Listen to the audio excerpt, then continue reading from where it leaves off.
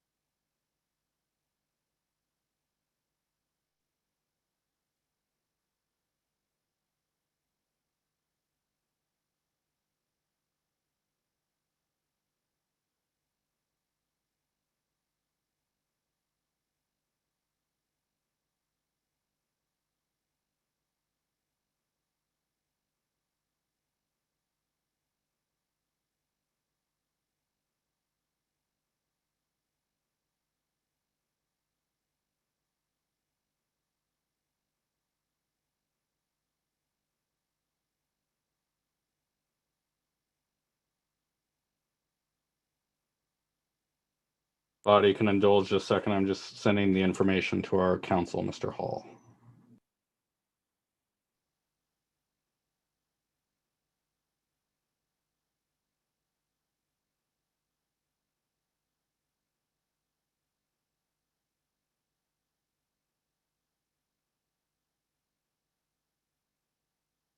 Good, he's on. Everybody, I think, is here. So I will call us to order at 9:08. I apologize for being a little bit late. Welcome, Libertarians. A lot to discuss tonight. Before I go any further, I do want to share the news that one of our activists in Colorado, Kevin Goldbrinson, is in the hospital after a heart attack, and he's fighting for his life. I would ask for a moment of silence so we can all offer our prayers or reflections for his fast recovery.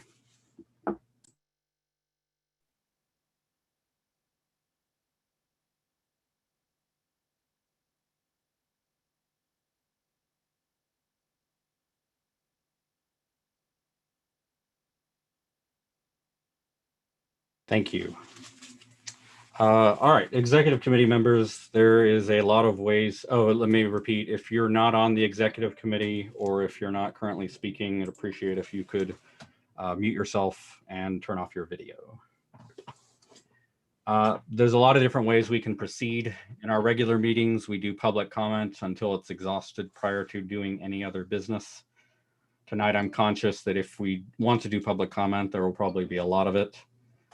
So what I would propose is that we do our attendance and any housekeeping items, then let members of the executive committee make any opening statements they want to make, which would include providing the language of any motions that may be intended to be offered tonight, and then proceed to public comment. And if we do want to do public comment, perhaps putting a time limit so that we can make sure we can hear from as many people as possible. Somewhere in there, Mr. Oliver Hall is present and able to give a report. Well, I'd welcome the comments of the executive committee on how you'd like to proceed. I think your plan sounds good. I would support that plan. There is the question of whether or not we should allow chat. So in the interest of moving forward on that, I think that will be the first order of business I propose, is that I motion to re-engage the chat for this Zoom call. Okay. And I would second that when, if we're making it at this point.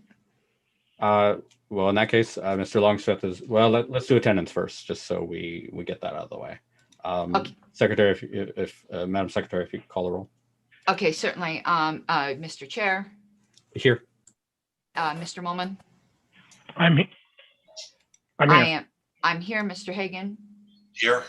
Mr. Longstreth, Present. Ms. Epke, Here. and Mr. Phillips. Here.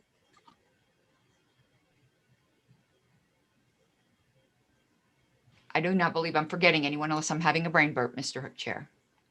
Sounds like, as it was anybody not called on the executive committee.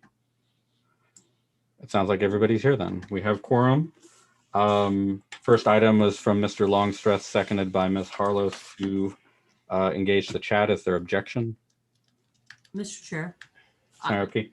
I don't inherently object to the chat. My only question would be, and this is a technology question. We've got 440 people roughly. If we have a chat going full steam, is that going to impact our bandwidth? I'm in a more rural community the way it is, and I would prefer not to get cut off. But I don't know the answer to that. I don't know the answer to that either, I'm afraid. I believe if we limit video, wouldn't be a problem, but I would suggest we could address that if people in more rural areas all of a sudden started having issues. Text is generally very low bandwidth. That sounds right. Mr. Smith? I just wanted to say that the chat is, if you can turn it off on your screen so it doesn't pop up, and it will absolutely not affect your bandwidth whatsoever for your video. So Thank you. Any objection? I don't think there was any, so we will do that. Mr. Harris, if you wouldn't mind. Oh, hang on, I can do that. Mr. Chair. Thank you. It should be back up, I think. All right. Mr. Mulman. Yes. Can I don't know the right procedure on this. I don't know if we need to make a motion or if we can just agree. Can people in the chat keep it a little bit not awful? I mean, this is a very sensitive and very hot issue. If we can at least keep. Yeah, I know. I see you. I see the chat. I'm just looking for a way to try to have a good discussion this evening and a productive outcome. That's all. Mr. Longstreth? I proposed opening the chat. If I see it getting ugly, I will be one of the first people to propose shutting it down. So troll if you want. If it gets to a point that any of us thinks it is crossing that line, please, please, please do what you feel is right, and we will address it from there. In the meantime, let people talk, let people discuss. And as long as it doesn't get ugly, I want to trust that we are all reasonable people and, just see where it takes us from there. So, but if it does get bad, I just warn everybody in chat, I will not hesitate to motion if that's what's necessary. All right. Ms. Harlos, do you not have It the hand doesn't, raise it's feature? still, even though I'm not a host, it Oh, didn't that's give weird. me. I know. All right, let me move your video so I don't miss you, but go ahead. My opinion on this is unless somebody's making threats, actual threats to people. I've seen our YouTube live stream chats and they get wild. Lots of things get said, a great majority of them about me, and I can handle it. I put on my big girl knickers. So I would say unless somebody is making legal, actual physical threats of harm, that we just ignore what we don't want to see. Let people emote. All right, thank you. Let's see. So next I had proposed any housekeeping items. I don't think I have any. Ms. Harlos, do you have any housekeeping items? No, sir. All right. And then, I guess a question of opening statements, if we want to have a time limit on that. And then if we want to do public comment, if we want to do a time limit on that. I don't know if any member of the executive committee has a feeling on that, Mr. Phillips? Oh, I'm sorry. I hit that button because I thought you were opening it for opening comments. I'll be short on mine. Other than that, I don't care. Okay. Let's see. Well, we can go ahead and proceed on that. oh, I'm sorry. Oh, there's hands up. Are these hands up on procedure or on wanting to speak? Mine's on procedure. Okay, go ahead, Mr. Hagan. I recommend maybe limit to 1 minute per speaker. 1 or 2 minutes is okay. Limit per speaker. Is there any objection to that? Mr. Chair, and just to be clear, is that for the LNC members as well, or is that just the public comment? Mr. Hagan? For public comment. Okay. What limit on LNC, Mr. Hagan, if I may ask? I wasn't thinking about LNC members during the public comment, so I guess, yeah. And that's our opening during the statement. Opening statements. No, just for the public comments section. All righty. Why don't we go ahead and proceed to opening statements and. I don't want to stand on the bridge. Sorry. All right. Proceed to opening comments if members of the executive committee would want to start us off. Mr. Phillips. I'll be brief. I would just remind everybody that the scope of what we can actually accomplish in this meeting and our authority is actually pretty limited, including our listeners, so they would know that. And that I would ask that we don't go beyond the scope of this meeting. And I would especially ask that we use this meeting to solve problems and not turn into a witch hunt. Thank you. Mr. Longstreth. I will also be very brief. I just remind members of this committee and the public that we do have another meeting scheduled for Friday at 9 p.m. and Saturday at 9 p.m. That if public comment is not able to be addressed during this time, that there are other options, as well as the ability to email us. I would ask the committee members, please remember that, as Mr. Phillips said, our scope of is somewhat limited, and that some may better deserve full LNC, but we certainly need to exercise the authority that we need to where we need to exercise and balance your actions with wisdom. Thank you, Mr. Longstreth. Other members of the executive committee? Ms. Harless?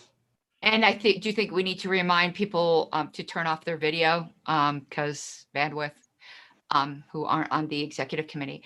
I'll keep my comments brief at all. I have a very limited goal for this evening, but just in general, over this whole issue, I think there are two broad issues. First, and this is my priority for this evening, is making the aggrieved legitimate affiliate in New Hampshire whole. And I believe the executive committee has the authority to do that. I do think there are serious internal issues that we need to deal with, but those can be reserved for the full LNC meeting, as I don't think the executive committee has the authority to deal with those. So I just wanted to make it very apparent to the public and anyone listening that my goal tonight is to help the people that have had their property stolen from them in New Hampshire. Thank you, Ms. Harless. Other members of the executive committee? Mr. Mullman, I think you emailed that you have a motion that you're going to be offering. Would you mind reading that out loud just so people know that that's on the table? I can, and fully acknowledging that no one's going to like it. The executive committee of the LNC continues to recognize the LPNH affiliates that held a convention in March of 2021 and directs the turnover of access to LPNH joint assets in the possession of the LNC to that committee. Could you please read slower? I'm sorry, Mr. Mullman. I'm only so fast. He did email it, Ms. Harless. Oh, thank you. Yeah, okay. Unless or until such time as the full LNC takes action to disaffiliate that committee in accordance with our bylaws. The executive committee of the LNC asked the full LNC to form an investigatory committee for the purposes of studying the status of the LPNH and to make recommendations as to its affiliate status at the next in-person LNC meeting. Thank you, Mr. Molman. Any other introductory comments from members of the executive committee?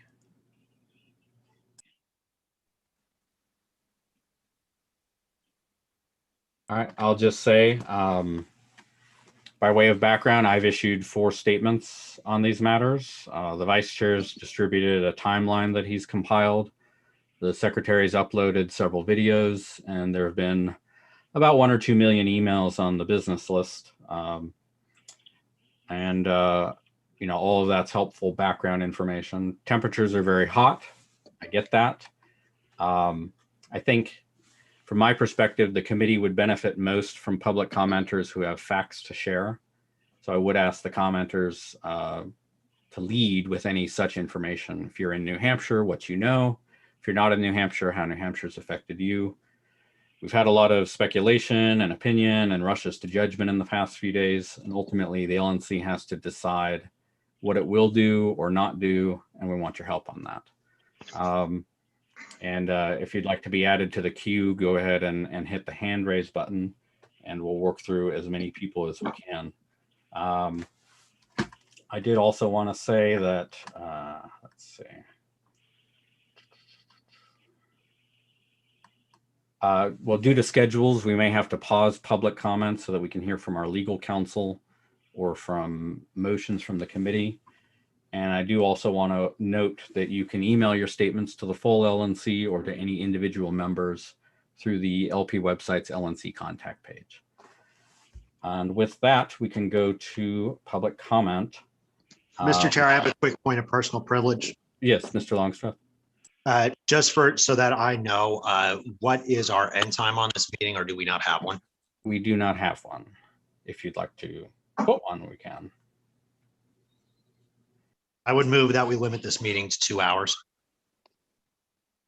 Mr. Longstreth has moved that we limit this meeting to 2 hours, setting an adjournment at, I believe, 11:08 Eastern. Is there a second? Second. Seconded by Mr. Phillips. Is there objection? I object. I object. Objection, so we'll proceed to. I object. Who is that Who else? is objecting? Joe Quaz, South Carolina delegate. All right, no. Is there any member of the executive committee who objects? Mr. Chair, Mr. Molman? I want to make sure that we have time to debate. And if we spend all 2 hours in public comment, that will not be productive for this meeting. So if we're going to have this motion, then we're going to have to also add a limit on public comment. Do you want to offer that as an amendment? Sure. I'm trying to think about how much time. Let's say 45 minutes of public comment. So public comment for 45 minutes. I move to Woman's amend. amendment. Is there a second? Second. Seconded by Mr. Phillips. Is there objection to that amendment? Yes. Right. Yes. There is objection, so we'll proceed to debate on that. Mr. Molman, if you want to speak to your amendment. I'm open to other times. I just feel as though it would be bad if we spent the entire meeting in public comment and didn't take any action whatsoever as a committee. Yeah. Venting frustration is good, but we also are here to try to do some business. So whatever that means, I don't know. I'm open to whatever. Ms. Harless, you objected. Yeah. If you want to speak to your. I actually objection. have an amendment, and I believe this is a second level amendment, so it would be allowed. I would like to dedicate. Sorry. So originally it was a motion, and then, yes, you are correct. Go ahead. Proceed. Okay. Apologize. This is what I'd like to do. I would like to set aside an hour for public comment and an hour for us to hear, to debate and hear Mr. Molman's motion. We could always extend that second hour if we need to, but I'd like an hour for each, an hour for us, an hour for the public. So you, Mr. Molman had proposed 45 minutes and you want an hour. That's the difference here. And I'm adding a limiting, because somebody wanted an end time. So I'm kind of trying to accomplish everything. That we're doing a limit of an hour for us and a limit of hour for public comment, realizing that anyone can motion to extend time, but this is at least our framework. Just to note, if we do this right now, it's 9:25, 45 minutes puts us at 10:10, and the end time was 11:08. So it's functionally the same thing right now. If we do 45 minutes. I want the public to have an hour to speak. All right.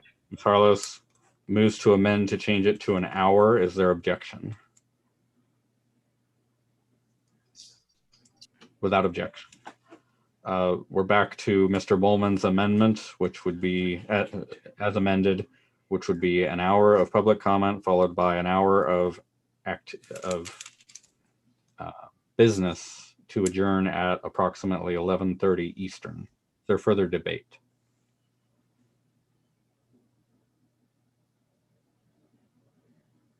Seeing none, the question's automatically called. Is there objection from the executive committee on this motion? Seeing none, that's what we will do. And with that, we'll go to public comment.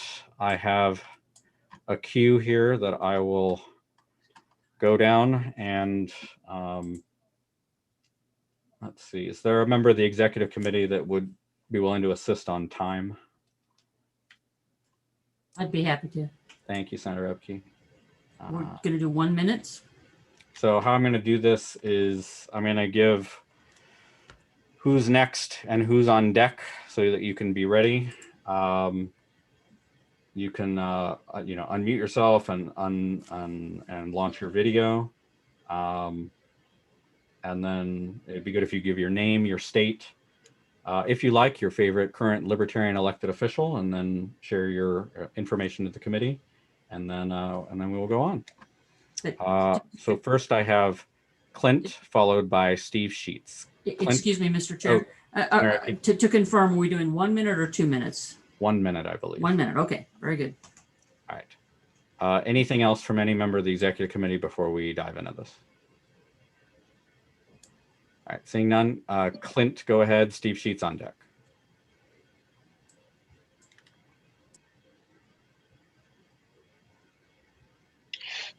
Do we really want this to be the precedence?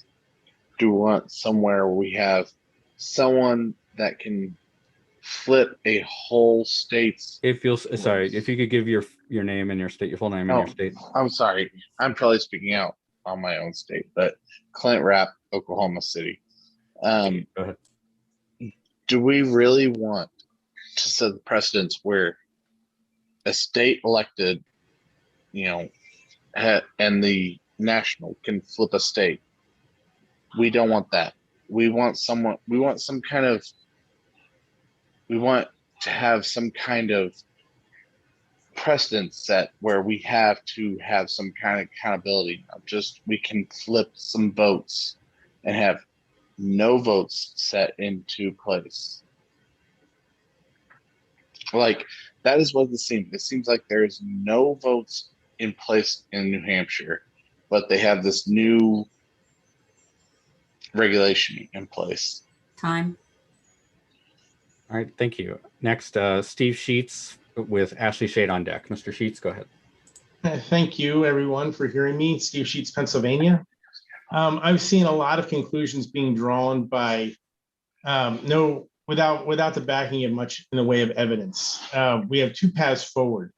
We can either do an impartial investigation that's not done by the LNC and not done by anybody involved, which is my suggestion, or we could allow New Hampshire to do their own thing and take this to court, because if there's any actual evidence of actual bylaws violations, that is the proper path forward. But regardless of anything else, I would prefer to see the LNC do an impartial investigation on what actually happened, who actually did what, and then start working through where we go from here, because we shouldn't be taking actions on things we don't know anything about. Thank you. That's all. I yield balance of my time. Thank you, Mr. Sheets. I have Ashley Shade next and Chase Oliver on deck. Ms. Shade, go ahead. Thank you, Mr. Chair. My name is Ashley Shade, Massachusetts Chairwoman. And I agree with Mr. Sheets. We do not need or want the LNC itself making a decision on what the business of an affiliate is. It is up to an affiliate to figure that out. So we need one of two things to happen. We need an independent arbitrator because the LNC has publicly stated their own biases. Many of the officers should not be voting on this matter, and the LNC shouldn't be voting on this matter. Or, as was said, allow the affiliate to handle the situation themselves and figure out what is going on. I think those are the only two correct paths forward, and those are the only paths that don't tear this entire party apart and cause us to be completely dissolved. I yield the remaining of my time. Thank you. Thank you, Ms. Shade. I have Chase Oliver next, followed by Tyler Walton. Mr. Oliver, go ahead. Thank you for allowing me to speak. I first want to talk mostly about the procedure that's been going on, and I echo the sentiments of others who have spoken, saying that this has shown many clear biases from people, and I think there needs to be either some sort of independent investigation into this, let New Hampshire handle New Hampshire first off, but anything that the LNC has purview over, I really think that the resource on the LNC of Matthew Buckman, who is an investigator by trade, shouldn't possibly be tapped. And we should really be paying attention to what legal counsel says with regards to what we should and shouldn't be doing as a national party with a state affiliate. I again think that New Hampshire needs to handle New Hampshire. And I think people who have gone into this with the intent to do anything other than that, I think is kind of a little crazy. I think it's, it's something that we need to be looking at. We're looking to you, the national party, all of our state affiliates. There's 49 other states other than New Hampshire. And we're looking to you to. Sorry, that's time. I have Tyler Walton next and Ryan Brown next. Mr. Walton. You're still muted, Mr. Walton. Thank you. There you go. Thank you for the time to speak. I think if you look at the two different sides of this, you see the sides that have been supportive of the messaging coming out of the New Hampshire Twitter and social media, the side that has been allowing Jim Crow comparisons, Holocaust comparisons, the side that has decided that we're going to pander to right-wing fools, and the side that is going against that. And I think the LNC has a good opportunity here to make a stance against those people who have been tarnishing the image of the party through just flagrant social media trolling, to put it the best. And what we should do is recognizes Mrs. Jarvis's actions and say, like, this is the line in the sand. We are not going to allow this activity anymore.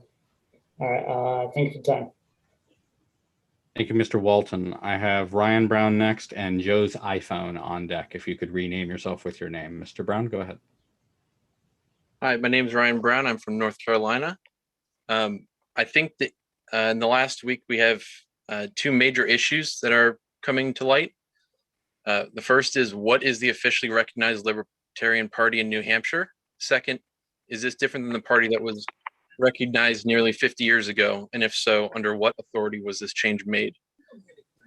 If you say that the Libertarian National Committee has not made any statement on this or any position on this, it is incorrect. Your letter was used, and therefore you, as a national committee, owe the official duly elected members of New Hampshire the right, or that you owe them the courtesy of recognizing them.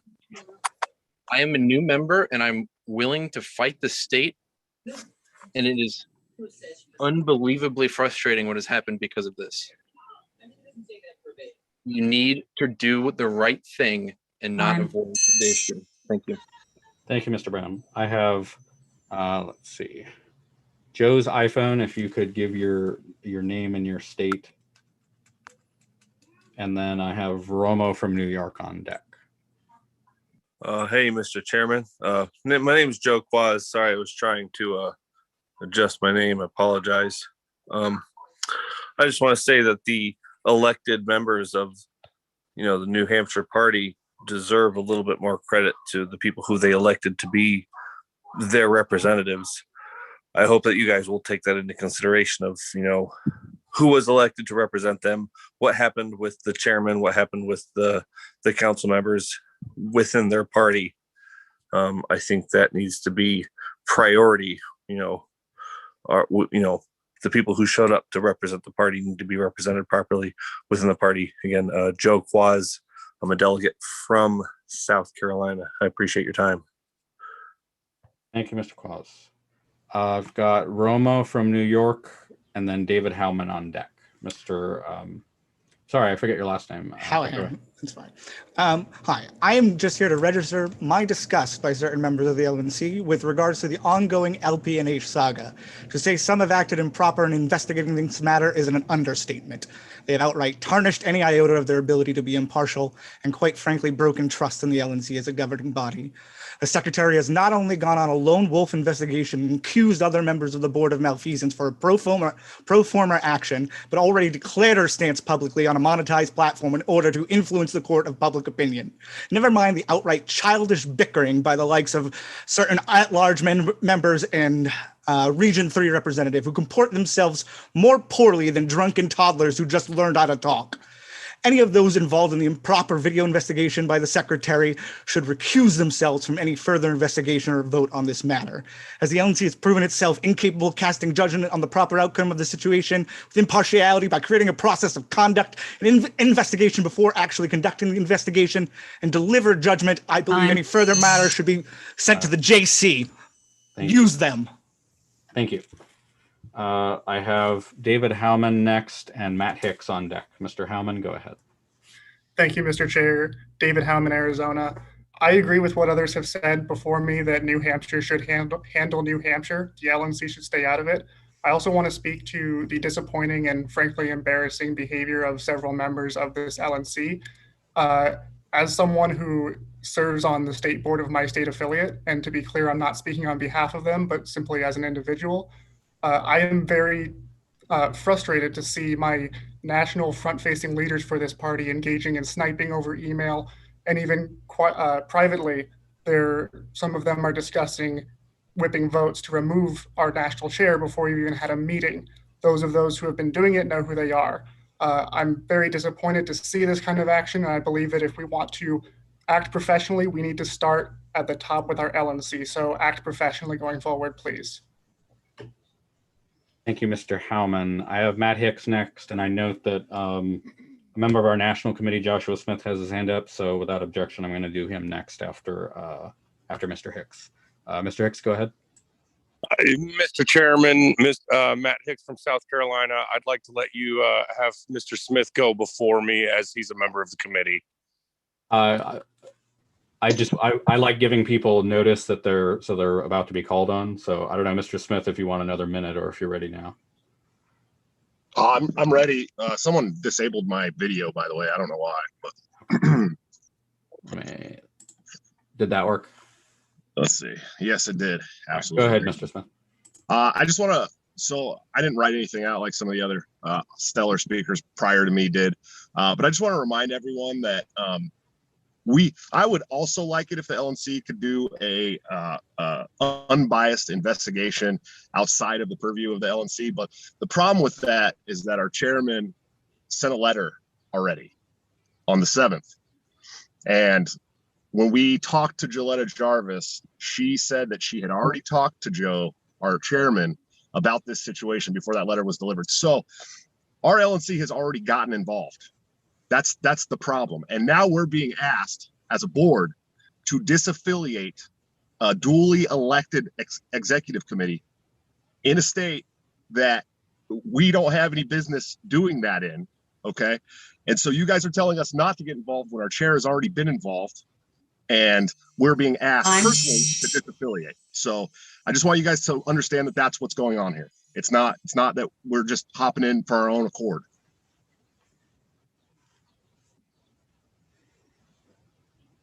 Oh, thank you, Mr. Smith. Next, I have, let's see. Mr. Hicks, and then after him, Tyler Smith. Mr. Hicks? Yes, sir. Thank you, Mr. Chairman. First of all, I'd like to say that I want to thank all of you personally, because I've been spending quite a bit of time here in South Carolina grooming some legislators so that I can get them leaning more towards libertarian policy and legislation. And the actions of this body as a whole have completely fucking ruined that. Excuse my language. Sorry. Have completely ruined the last 3 years of work I've put in on that. Outside of that, all I would like to say is I want to second the remarks of, I believe it was Mr. Romo from New York, who spoke to people before me. He hit the nail on the head.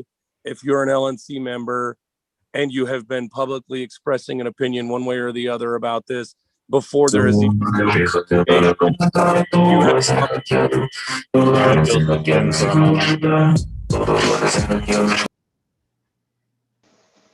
I'm sorry, the last part was you have an obligation to recuse yourself from any of these proceedings. Thank you very much, Mr. Chairman. Thank you, Mr. Hicks. I have Mr. Tyler Smith next, and then Mr. Jeremy Kaufman. So, Mr. Smith, go ahead. Yes, Tyler Smith, Arizona. My only observation, I have looked through this several times now. I was in Florida at their convention this past weekend and built a lot of successful bridges amongst the various factions in this party that are arguing and are causing a lot of less than reputable circumstance. And I would like to point out that during my my own look over bylaws and certain proceedings that need to happen, this is a matter, and most of you on the LNC, I do know personally, and I have actually spoken to several times, there have been some implications of ulterior motives. I do not believe that as a fact for anybody that is involved right now. I do think, though, however, it does need to be decided upon at the LNC in their purview of authority, that they move it to the Judicial Committee to be handled. And as such, the Judicial Committee should be able to, without a partisanship, be able to review the facts and handle it as they see fit to avoid any further conflict and fractionalization. Thank you. Thank you, Mr. Smith. I have Jeremy Kaufman next, followed by Daryl Perry. Mr. Kaufman, go ahead. Hi, I'm the guy who did the tweets. My favorite libertarian that's elected is Thomas Massey. Many people haven't answered that question.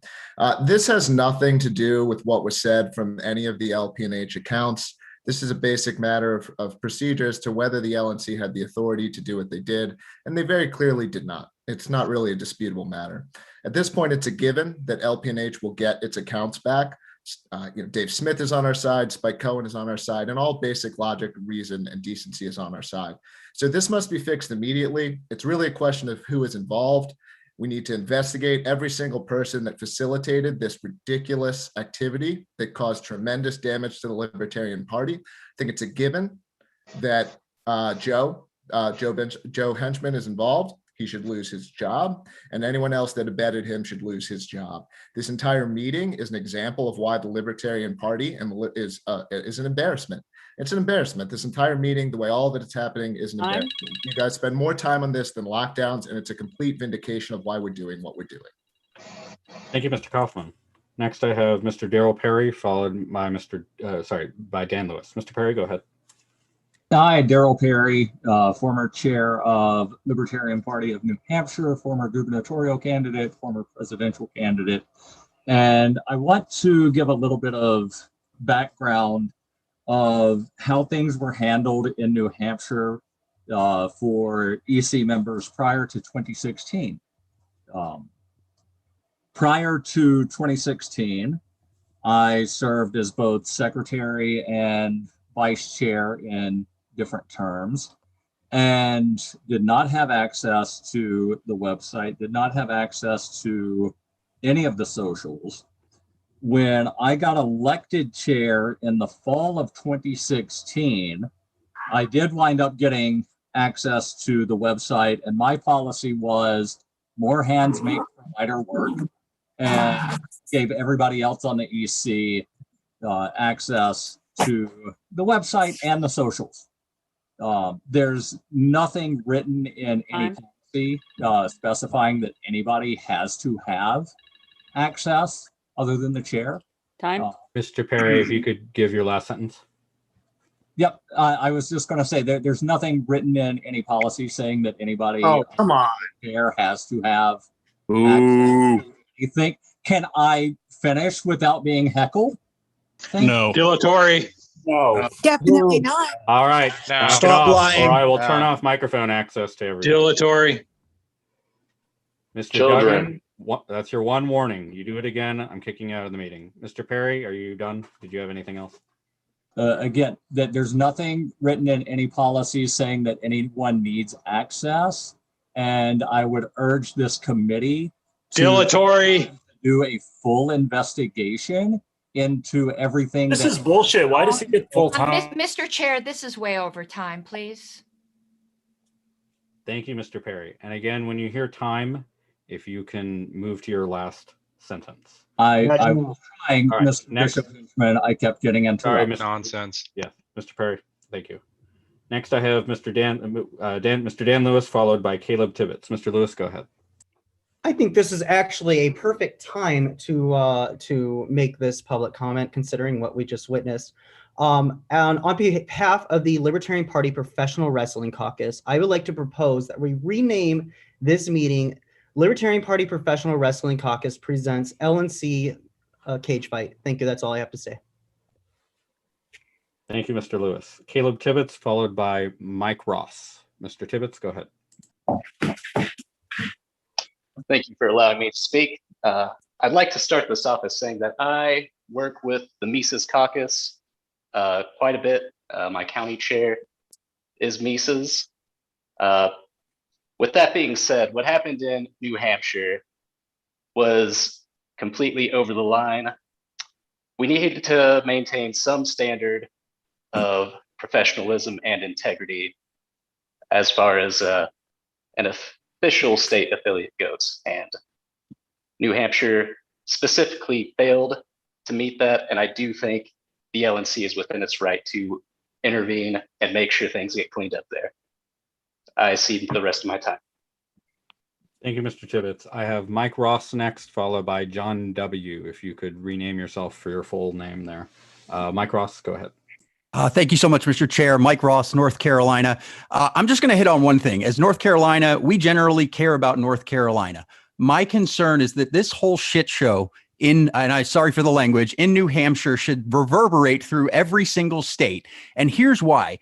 We're looking at getting in bed with you guys with Civi CRM, with joint fundraising, with a whole bunch of things. And what we're witnessing is one state essentially having a chair say everybody else who was duly elected is no longer part of it and receiving access to those assets without the LNC coming in and saying, hold on, there's nothing in your bylaws or our bylaws that says you can do this. You're allowing theft of property. So why should our states involve with national? If our chair decides they don't like who's got voted in, they turn it over and you take all our data, access to our joint fundraising. It sets a horrible precedent, and I don't care which caucus did this to another. If you're being libertarian and intellectually consistent, shut it down. Thank you, Mr. Ross. Next, I have John Waldenberger, followed by Justice Armstrong. Mr. Waldenberger, go ahead. Thank you, Mr. Chair. First, I would like to second what Mr. Sheets said earlier, but I would like to speak and ask that if the LNC continues any further action, that Mr. Josh Smith and Madam Secretary Harlos, that you please recuse yourself, as well as anyone else that is actively involved with any caucuses, PACs, or whatever that are involved with the situation that happened in New Hampshire. Thank you. Like Laura.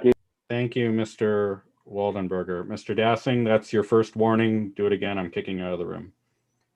Mr. Justice Armstrong next, followed by Will Combs. Mr. Armstrong, go ahead.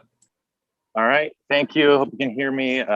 Thank you for letting me speak. I'm here as not a member of the Libertarian Party, but as a friend of the Libertarian Party.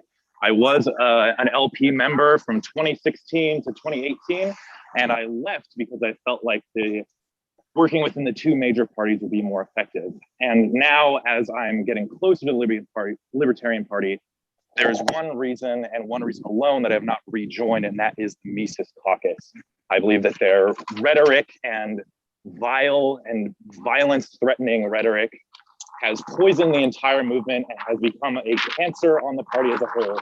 And if I, as an outsider, can see it, I can only imagine that the detrimental effects to the party from Twitter alone this week have set the LP back 10 to 20 years. So I commend Gilletta Jarvis and Joe Bishop Henchman and all of the other committee members who have sought to clean up this mess properly. Thank you.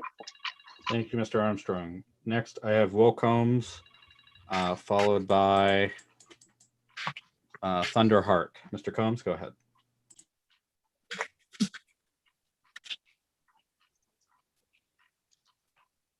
Mr. Combs, if you're speaking, you're still muted. I'm sorry, who? Will Combs. All right, I'll come back to you. Thunder Hart, if you're ready. Oh, Will Combs. Oh, still have another. Okay. Are they outside or inside? All right, Miss Thunder Hart, you're up, and then we'll try Will Combs again. Hey, I'm Thunder Hart. I'm the Northeast Oklahoma Libertarian Party Vice Chair. I'm glad to be here. I want to thank everybody here for setting up this meeting and for the entirety of the XCOM for being respectful, and for many of the speakers for bringing up their perspectives, regardless of which side you're on here. And I know I'm taking a lot of time there.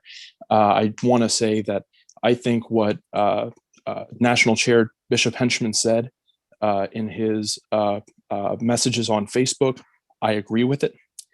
And I want to reiterate support for Bishop Henchman. I also want to say, though, that I hope that this is taken to the Judicial Committee. I hope that this is given due process so that both sides are able to show what their point is and what their argument is. And I also would like to note that there was a threat of violence in the comments on the part of somebody named Van, V-A-N-N, directed at the National Chair. So if we could take that person out of the chat, I would appreciate it. Thank you, Mr. Hart. Next, I have Hello? Gus Bookbinder, Can you hear me? followed by, Hello? Mr. Combs. I'm sorry, go right ahead, Mr. Combs. And then Yeah, after thank you. him, Gus Bookbinder. Mr. Combs. I'd just like to say I've only been part of the Libertarian Party for a year. I just joined up here in Nevada, and I helped elect unanimous MECOC and Doris Slate here. And the fact of the matter is, Nevada used to be one of the strongest PRAG states. But the reason the MECOCs got elected is because they ran it into the ground. And right now, our PRAG chair, Joe Bishop Henchman, is running the LP into the ground by unilaterally and illegally intervening in the state affairs of a party that has not asked for his intervention, and in which he intervened prior to knowing that a split was coming, as he admitted in his own emails. And yet he offered Gilletta Jarvis aid and comfort, as she's claimed, and as he's had yet to deny. And the fact of the matter is, if given that assets have been stolen, this is a criminal conspiracy, and he should be kicked off the LNC and even disbarred if he's been actively involved. So, yeah, this is ridiculous. This is an embarrassment. This sucks. And you should all be ashamed of yourselves, whoever of you were involved in this fiasco. Thank you. Thank you, Mr. Combs. Next, I have Gus Bookbinder, followed by Mickey Mullen. Mr. Bookbinder, go ahead. Listen, the Libertarian Party of New Hampshire is an embarrassment because of what they were tweeting, because of what they were doing before. You're not edgy. You're not waking up the masses. You're just racist. You're just homophobic. You're just disgusting. You're not libertarians. This is not a matter of legality and a matter of party politics. This is right and wrong. This is liberty and tyranny. And the fact of the matter is, the Libertarian Party of New Hampshire was a mess, a disgusting, vile cesspool. And anything that gets rid of them, I don't care. I don't care. So I commend the actions of Party Chairman and Jarvis, and they were right, and you can cry about it. Thank you. Thank you, Mr. Bookbinder. Sorry, muting people. Next, I have Mickey Mullen and Drake Lundstrom, and Mr. Van Gutier. Rename yourself to your name, or I'll kick you out too. Mr. Mullen, go ahead. Good evening. This is Mickey Mullen, Chair of Membership and Outreach in New Hampshire. The LNC has the ability to restore access to our membership data, which we do not currently have. We're not able to perform normal functions. There are serious state and federal crimes associated with data theft, and I realize the rest of this has to be resolved, and I support an investigation into all that. But we had a very big event this week that we could not do any outreach or recruiting at. We also have a huge event coming up just next week that we also can't do our job at. And I would ask if there is some form of injunction or something that we could do to just get access to our data or a backup of it. We cannot access our member data, and people who do not legally have access, which is a serious, serious problem and a crime. I yield the remainder of my time. Thank you. Thank you, Mr. Mullen. Let me see. I had Paul Grindle next, and then I know that a member of our committee, Dustin Nana, has hand up, and without objection, I'll do him after Mr. Grindle. Mr. Grindle, go ahead. Hello, can you hear me? Yes. Can you hear me, sir? All right. Yes. Hi. I wanted to say two things mainly. The first is that the decision of which affiliate the LNC recognizes or not should not be based off of any opinions about the quality or statements or opinions of the membership of that elected body.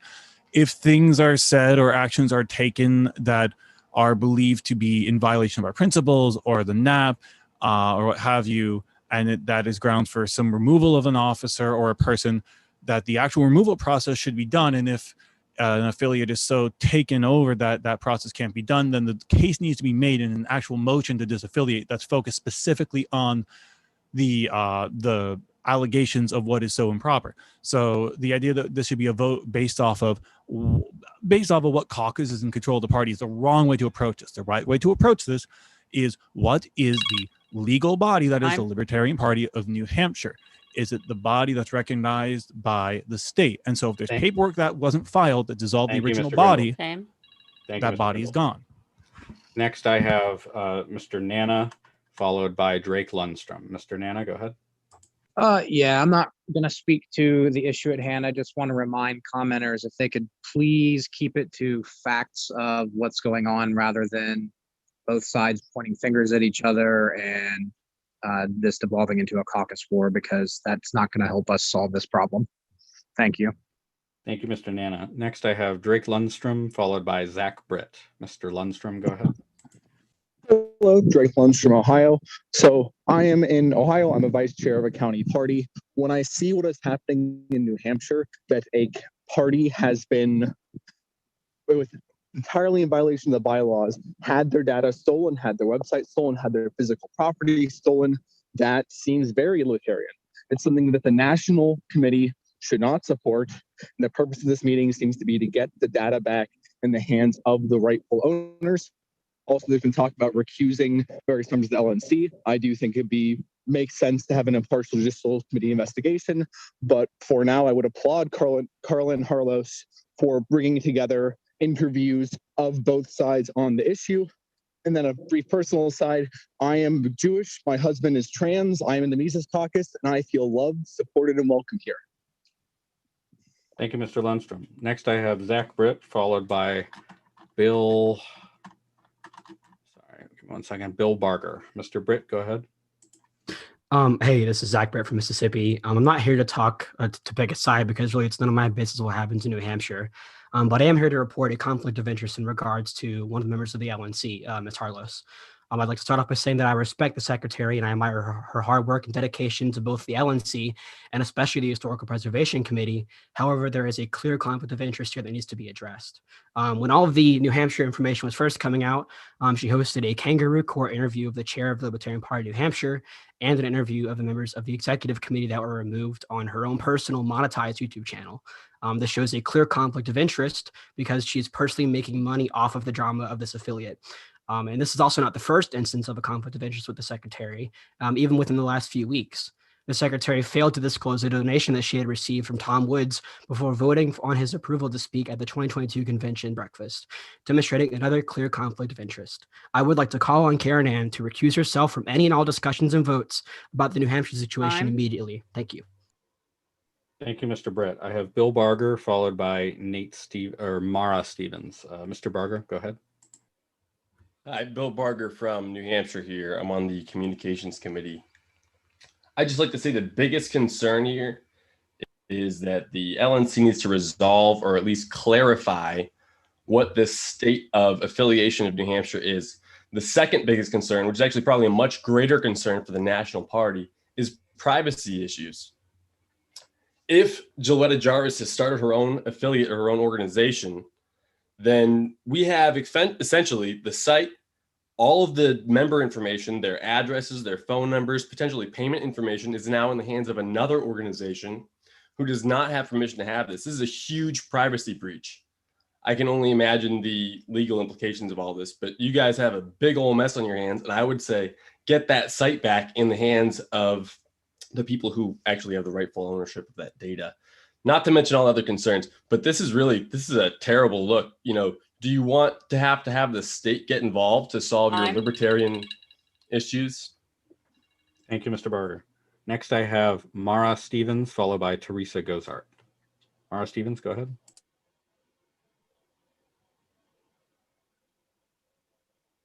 How come I don't All get right, to speak? sorry. Mara Stevens, I'm the Florida Region 8 alternate, I should say. I speak only for myself, not my party, none of the campaigns, What are you doing? This has been poorly managed so bad. Our chair won't say if he's involved or that he wasn't involved or that his letter was used the wrong way. Our secretary is doing kangaroo court interviews and making money from it.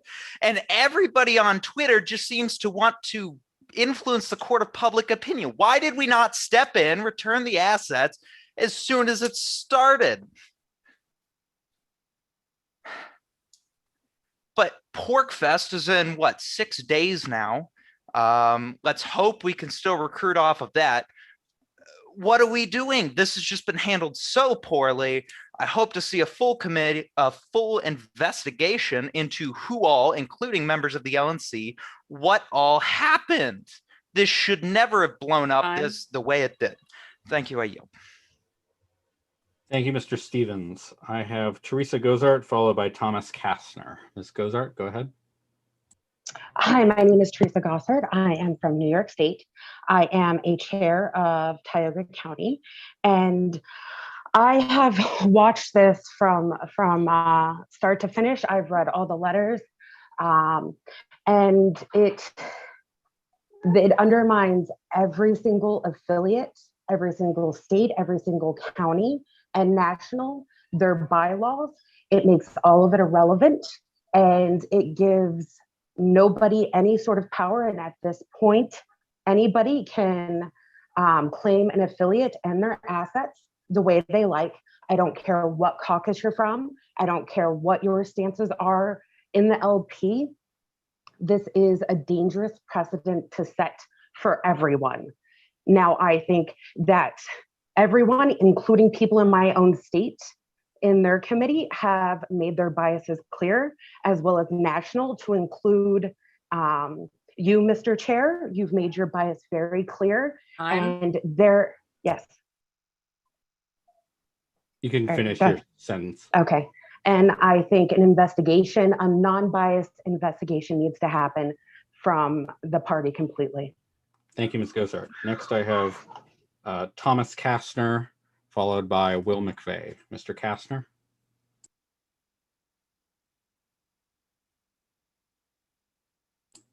All right, we'll come back to him. I have Will McVeigh and then Andrew Roberts on deck. Mr. McVeigh. Good evening, everybody. I just want to thank y'all for all the work that you're doing. I think you're doing a great job. I love everybody in this party and the Fed and the wars. Bigotry is repugnant and taxation is theft. Thank you. Thank you, Mr. McVeigh. Thomas Kastner, one more time. No. Andrew Roberts, followed by Zach Lakowski on deck. Mr. Roberts, go ahead. Yeah, Andrew Roberts from Kentucky. I would just like to note that for me, I don't care about what's going on in New Hampshire. I'm cared about Kentucky politics, but my issue is what was the chair's involvement in this? I've yet to hear an answer on that. That's the only reason I'm here. I don't have time to attend the meeting on Friday. I don't have time to attend the meeting on Saturday either. I just want to hear tonight, what's the chair's involvement? That question is yet to be answered. I basically heard everybody else from both sides answer the questions rightly and wrongly, but the only thing I've yet to hear is what was your involvement? I'd like to hear that by the end of the night. Thank you. Thank you, Mr. Roberts. I've issued 4 statements, FYI, on that. Next, I've got Zach Lakowski, followed by Amy Mason. Mr. Lakowski, go ahead. Thank you, Mr. Chair. Zach Lahosky. I'm from Arkansas. Most of the comments that I had have been stated by previous speakers already. I don't agree with some of these red herrings being thrown out by some of our more belligerent commenters. This isn't about tweets. It's not about caucuses. It's not about the behavior of an ex-com, even if it wasn't necessarily the right thing to do. This is about the violation of bylaws, state and national. It's about the chairs of both the Libertarian Party of New Hampshire and the chair of the Libertarian National Committee circumventing their own bylaws, their duly elected executive committees, and their convention delegates to steal properties, physical and intangible. It's inexcusable. It's unacceptable. There needs to be consequences for opening the party up to legal challenges and destroying faith in the LNC among the state affiliates. These assets need to be returned immediately. There needs to be a vote on disaffiliation as soon as possible. I imagine those will happen tonight. And Mr. Bishop Hinchman should be removed from his position for his outrageous and illegal actions. Thanks. Thank you, Mr. Lakowski. Next, I have Amy Mason, followed by Brian Elliott. Ms. Mason, go ahead. So I just want to start by saying that the behavior coming from the LNC has been absolutely atrocious, bickering like children, conducting rogue inquisitions. It is no wonder why people do not take us seriously outside of our party or even within our party. The damage this has done to our candidates is unimaginable. Are we really any different than the other 2 major parties? There is doubt in the ability in the LNC to achieve the goal that those on the EC have set for tonight. I don't think it's possible to actually vote on what they're trying to do. I think it needs to be turned over to an independent third party, and a decision should be made after that investigation is complete. I yield my time. Thank you, Ms. Mason. I have Brian Elliott next, followed by Mitchell Mankowitz. Apologies if I'm butchering that. Mr. Elliott, go ahead. Thank you. I'm the newly elected treasurer of Nevada Libertarian Party. I joined the Mises Caucus because after 64 years of life and a very successful business career, I saw totalitarianism descend on the formerly free United States of America. I looked around at who was fighting it. I looked at the Libertarian Party and I saw nothing. And so I joined the Mises Caucus and I joined a group that got elected to take over the Party of Nevada. And we are going to fight for liberty. And if you guys want to mess around with this and steal stuff and do all this, you know, we have 250 signatures on getting rid of Tom Woods, and we have 5,000 signatures supporting Tom Woods. Wake the hell up. We're coming. We want our freedom back. We want the Bill of Rights to be restored, and you guys are in the way. Get the hell out of our way. Thank you. Thank you, Mr. Elliott. Next, I have Mitchell Mankowitz, followed by Nolan Pelletier. Mr. Mankowitz, apologies if I'm mispronouncing that.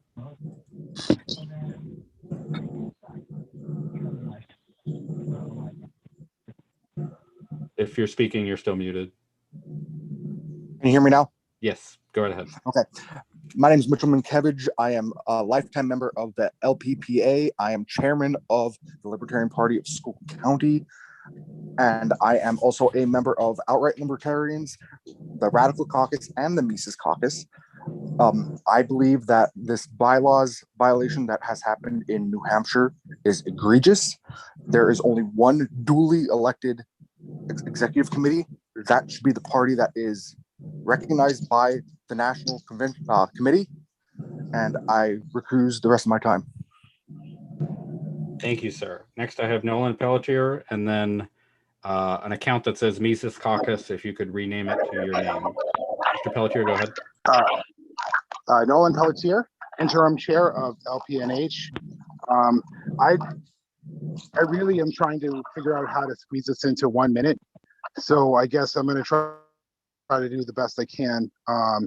Since this is involving me, essentially, I would like to know how many members, I did send an email to you guys, how many members of this committee have reached out to me and made contact. If you could raise your hand, that would be really great. And I guess my second question is, I did if you didn't see my hand. I'm sorry, I'm on my phone. It's very difficult to see all this, so I do apologize. By what authority have you taken this? And if we are following the bylaws and you can just do whatever you want, why does this even matter? I yield the rest of my time. Thank you, sir. Next, I have Mises Caucus, if you could give your name and state. And then after that, Brett Ryan. Go ahead. Tried changing my name on here, but I couldn't figure it out. Just saying, no investigation needed. Real quick, Brian Sorry, Elliott. could you give your name and your state? Jeff Douglas, Pennsylvania. Thank you. Go ahead, Mr. Douglas. Please restart my time. Yeah, so no investigation needed. Those of you saying that the LNC needs to stay out of it, the LNC started it. So the LNC needs to finish this thing. We could do this tonight with the XCOM by getting JBH to rescind this letter and maybe censure him for doing this unilateral action. Most importantly, let's get the data back in the hands of the New Hampshire crew. Pork Fest is coming up, giant recruiting effort. You guys are undermining. Get this over with, get it over with quick. I'm done. Mises Caucus, holla. Thank you, Mr. Douglas. Next, I have Brett Ryan, followed by Craig Shute. Mr. Ryan, go ahead. Thank you, Mr. Chair. I think everybody has said everything, on either side of this issue. Can one of the executive committee members make a motion to end public comment and just, adjourn to having the executive committee discuss in the interest of time and to not repeat everything over and over again? It's obvious. Hey, guys. Many executive committee members have biases both ways. It seems obvious from an outside observer that the LNC shouldn't have any authority to just unilaterally disband a state affiliate, and because they don't like what they were saying without following any bylaws. So let's just end the discussion and let the executive committee deliberate. Thank you. Thank you, Mr. Ryan. I have Craig Shute, followed by Otto Dassing. Mr. Shute, go ahead. Craig Shute, New York. I just mainly wanted to say that I think it would be a lot more helpful if you were able to hear from the New Hampshire people with a little bit more time. I don't think there's any use in having 1 minute things from a bunch of people around the country. It would be much more helpful to hear from Nolan Pelletier and all the other people on that committee, and Gilletta Jarvis if she's here, because they have information about it and we don't. But the rest of my time, I would just like to say I agree with the XCOM. I don't see how you can just take it away from them and give it to the chair. That doesn't make any sense to me, and I yield my time. Thank you, Mr. Shute. I have Otto Dassing, followed by Joe Quas. Mr. Dassing, go ahead. Yes, thank you, Mr. Chair. I apologize for speaking out of turn. My name is Otto Dassing. I'm on the board at-large member of the Maryland Libertarian Party and also the vice chair of Baltimore County Libertarians. And I am also a state organizer for the Mises Caucus. And I just want to say that I think the events that happen in New Hampshire will have ripple effects to this whole party. And if we want to squash this whole talking about takeovers and everything else, it needs to be handled by the LNC. And you need to do what is right and give the party back to the people who voted, and the will of the voters needs to be respected. And I find it's an absolute disgrace that we have to have meetings like this when the people already voted. It doesn't matter who they were voted for, it was voted on. And that's what we were told when we started up joining up in the LP, was that our voice would count if we showed up, paid our dues, and did our due diligence. And I feel like we've been absolutely disrespected. Thank you for my time. Thank you, Mr. Dassing. I have Joe Quas next, followed by Robert Bovera Spina, and I just want to let everybody know, according to my clock, we have 10 minutes left in public comment. Mr. Quas, go ahead.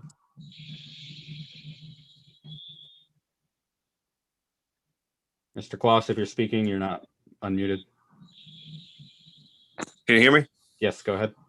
Yes, I just want to say I realize that the problem in New Hampshire definitely needs to be addressed by the New Hampshire party, but I also want to make sure that it's abundantly clear that the national party definitely needs to pull their weight when it comes to backing up the elected party of the state. We can't let rogue affiliates just show up and pop up and have power out of nowhere. The national party really needs to be behind our actual state affiliates and make sure that they are supported by the national party and that they do have the backing of the rest of the party, regardless of caucus affiliation or anything like that. We just need to make sure that, you know, if we've shown up to do the work and we've put in the time that we need to put in to make sure our state affiliates are successful, the national party really needs to be behind those parties that have been participating, and I yield the rest of my time. Thank you, Mr. Quas. I have Robert Bovera Spina, followed by Rajani Mayatiko. Apologies, I know I got that wrong. Mr. Bovera Spina, go ahead. Hello, my name is Robert Bovera Spina, California, Marin County Chair Pro Tem, and a member of the Mises Caucus. So I believe the best route forward is the national party must hire an impartial private investigation to get to the bottom of who supported this coup in New Hampshire. Once a private investigation finds that bylaws have been broken, that any member who broke these laws must be held to the fullest extent of the law. Any members who are found to have broken any of these bylaws, then their membership must be revoked and they must be permanently banned from the party. The LNC must stay strong on this matter and show true leadership by making an example of the perpetrators. The Libertarian Party is all about liberty and freedom, and what has happened in New Hampshire makes our party look like socialist Venezuela. I yield the rest of my time. Second.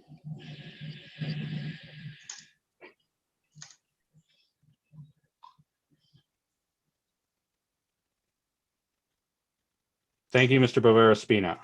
Sorry about that. It hung up for a second. Ms. Mayatiko, followed by Todd Hagopian on deck. Go ahead, Rajani. Hello, I'm Rajani Mayatiko, Treasurer in Orange County, California, speaking for myself. Like many others, I am not convinced the LNC has any authority in this matter. The LNC should not have authority to restore access prior to the completion of an independent investigation, hearing, and decision. And if that means no one has access in the meantime, that's fine. I'm not sure how folks like myself are supposed to effectively advocate or campaign when our organization is publicly plagued by infighting. Some members seem unaware or incapable of professionalism. And finally, I condemn bigotry as irrational and repugnant and challenge each member of the executive committee to publicly do the same. I yield the rest of my time. Thank you, Ms. Mayatako. I've got Todd Hagopian, followed by Keith Knight. Mr. Hagopian, go ahead. Thank you, Mr. Chair. My name is Todd Hagopian. I am treasurer of the Oklahoma Party, member of the Mises and the Radical Caucus. I reject the premise of this meeting as stated to decide which affiliate is the correct affiliate in New Hampshire. There is only one duly elected affiliate. That XCOM has chosen to suspend the chair who performed the coup. If she wants to appeal it to the JC, she is not willing. And at that point, the LNC can be involved. But tonight, we should be focused on returning the assets to the rightful owners of the New Hampshire Party. I'll yield the rest of my time. Thank you, Mr. Hagopian. I've got Keith Knight next, followed by Adam G. If you could rename yourself with your full name. Mr. Knight, go ahead. Keith Knight from Phoenix, Arizona. In March of 2020, the businesses in Arizona were completely shut down. People were not able to trade freely. In other words, the government was claiming ownership over our bodies and all of our property. The Libertarian Party was silent. It was only the Mises Caucus willing to stand up and unapologetically stand by the principle of self-ownership, voluntary exchange, and free trade. This is a coup. This is criminal. Angela McArdle for chair of the Libertarian Party. Thank you, Mr. Knight. Next, I have Adam G, followed by Max Lemos. Adam G, if you could give your name and your state, go ahead. Hi, Adam Gallick from Lancaster County, Pennsylvania. I just wanted to point out that everybody's that is angry over tweets and messaging from anybody. We live in a free speech world. Anybody can say what they like. If you don't like what they're saying, engage them, talk to them. Any ideas about taking punishment for something that somebody has said like that? You know, I'd say that somebody earlier mentioned we got set back 10 or 20 years. I'd say more like 37 exactly. If we're going to punish people for expressing their beliefs, isn't that thought crime and against everything that we stand for? Thank you. I yield my time. Thank you. Next, I have Max Lemos, followed by Anthony Welty. Mr. Lemos, go ahead. I'm Max Lemos from California. What this situation comes down to is whether Jarvis and by permission Bishop Henchman had authority to instate people in New Hampshire who were not elected. Those who have been agreeing with Bishop Henchman and Jarvis are doing so on the grounds that tweets by the New Hampshire Party were not agreeable to you, and that perceived rhetoric is paramount to following bylaws and procedure. The Mises Caucus are libertarians and should never have been treated this way. I yield the rest of my time. Thank you, Mr. Lemos. I have Anthony Welty, followed by Anthony DeKubelis. Apologies. Mr. Welty, go ahead. Thank you, Mr. Chair, and the board for getting us together this evening. All the way out in Washington, we are feeling the ripple effects of this. Confidence in the institution that is the Libertarian Party is waning for a multitude of reasons. Data security, specifically in Washington. The idea that at a moment's notice, an entire state board could lose access to our data is unthinkable, no matter who's to blame, for what reason that it happened. This is most obviously the immediate pressing issue, in my opinion, that the LNC should be addressing and writing procedures going forward, whether or not there is a coup or a technical issue or a theft from a completely outside organization. We need to ensure that we have proper procedures in place to immediately address this. I appreciate my time and yield. Thank you, Mr. Welty. I have Anthony DeKubelis and then Clint. Mr. Anthony, go ahead. You're still muted.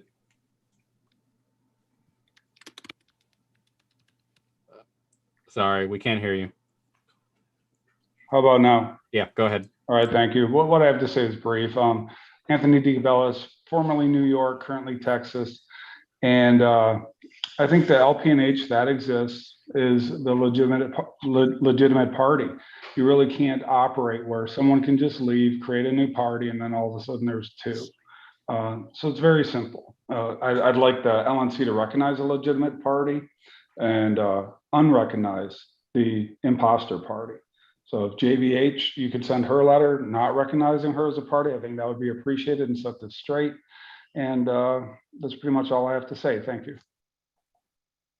Next, I have Clint, if you could give your full name and state, followed by Arizona, if you could give your name, and I'm assuming you're in Arizona. So Clint, go ahead. Clint from Oklahoma. If we are so fragile that we can't abide by our own state laws, bylaws, that we can just create our own because the national chair disagrees with the way the state's going, how could we be anything but tyrannical? This is nothing but a power grab, and it needs to be squashed immediately. This is complete corruption from the top. Thank you. Next, I have Arizona, followed by Andy Howington. Arizona. All right, I'd like to make a note, regardless of who's right or wrong in this situation, regardless of who you side with politically, there have been death threats that I have witnessed, I have documented, and that's coming from one side. And I believe the LPMC and Michael Heiss need to do something to address this and tell their people to chill the fuck out, because somebody's going to get hurt. Thank you. Thank you. I have Andy Howington, followed by Starchild. Andy Howington, go ahead. Hi, this is Andy from Arkansas. I'm sympathetic to your actions and the actions of Chairman Jarvis. If you've got an affiliate that's just taking over and going out of control. It's like, what else can you do? Especially when they're running the Twitter so bad. It's like, how are you even going to have a candidate run? I was like, this is a political party. It's not a social club. It's not a philosophical club. You know, people are talking about tyranny and stuff. This is a party. This isn't the government. I don't mind what y'all did, and I stick by you. Thank you. I have Starchild next, and then we're out of time, and I'll bring that to the committee after that. But Starchild, go ahead.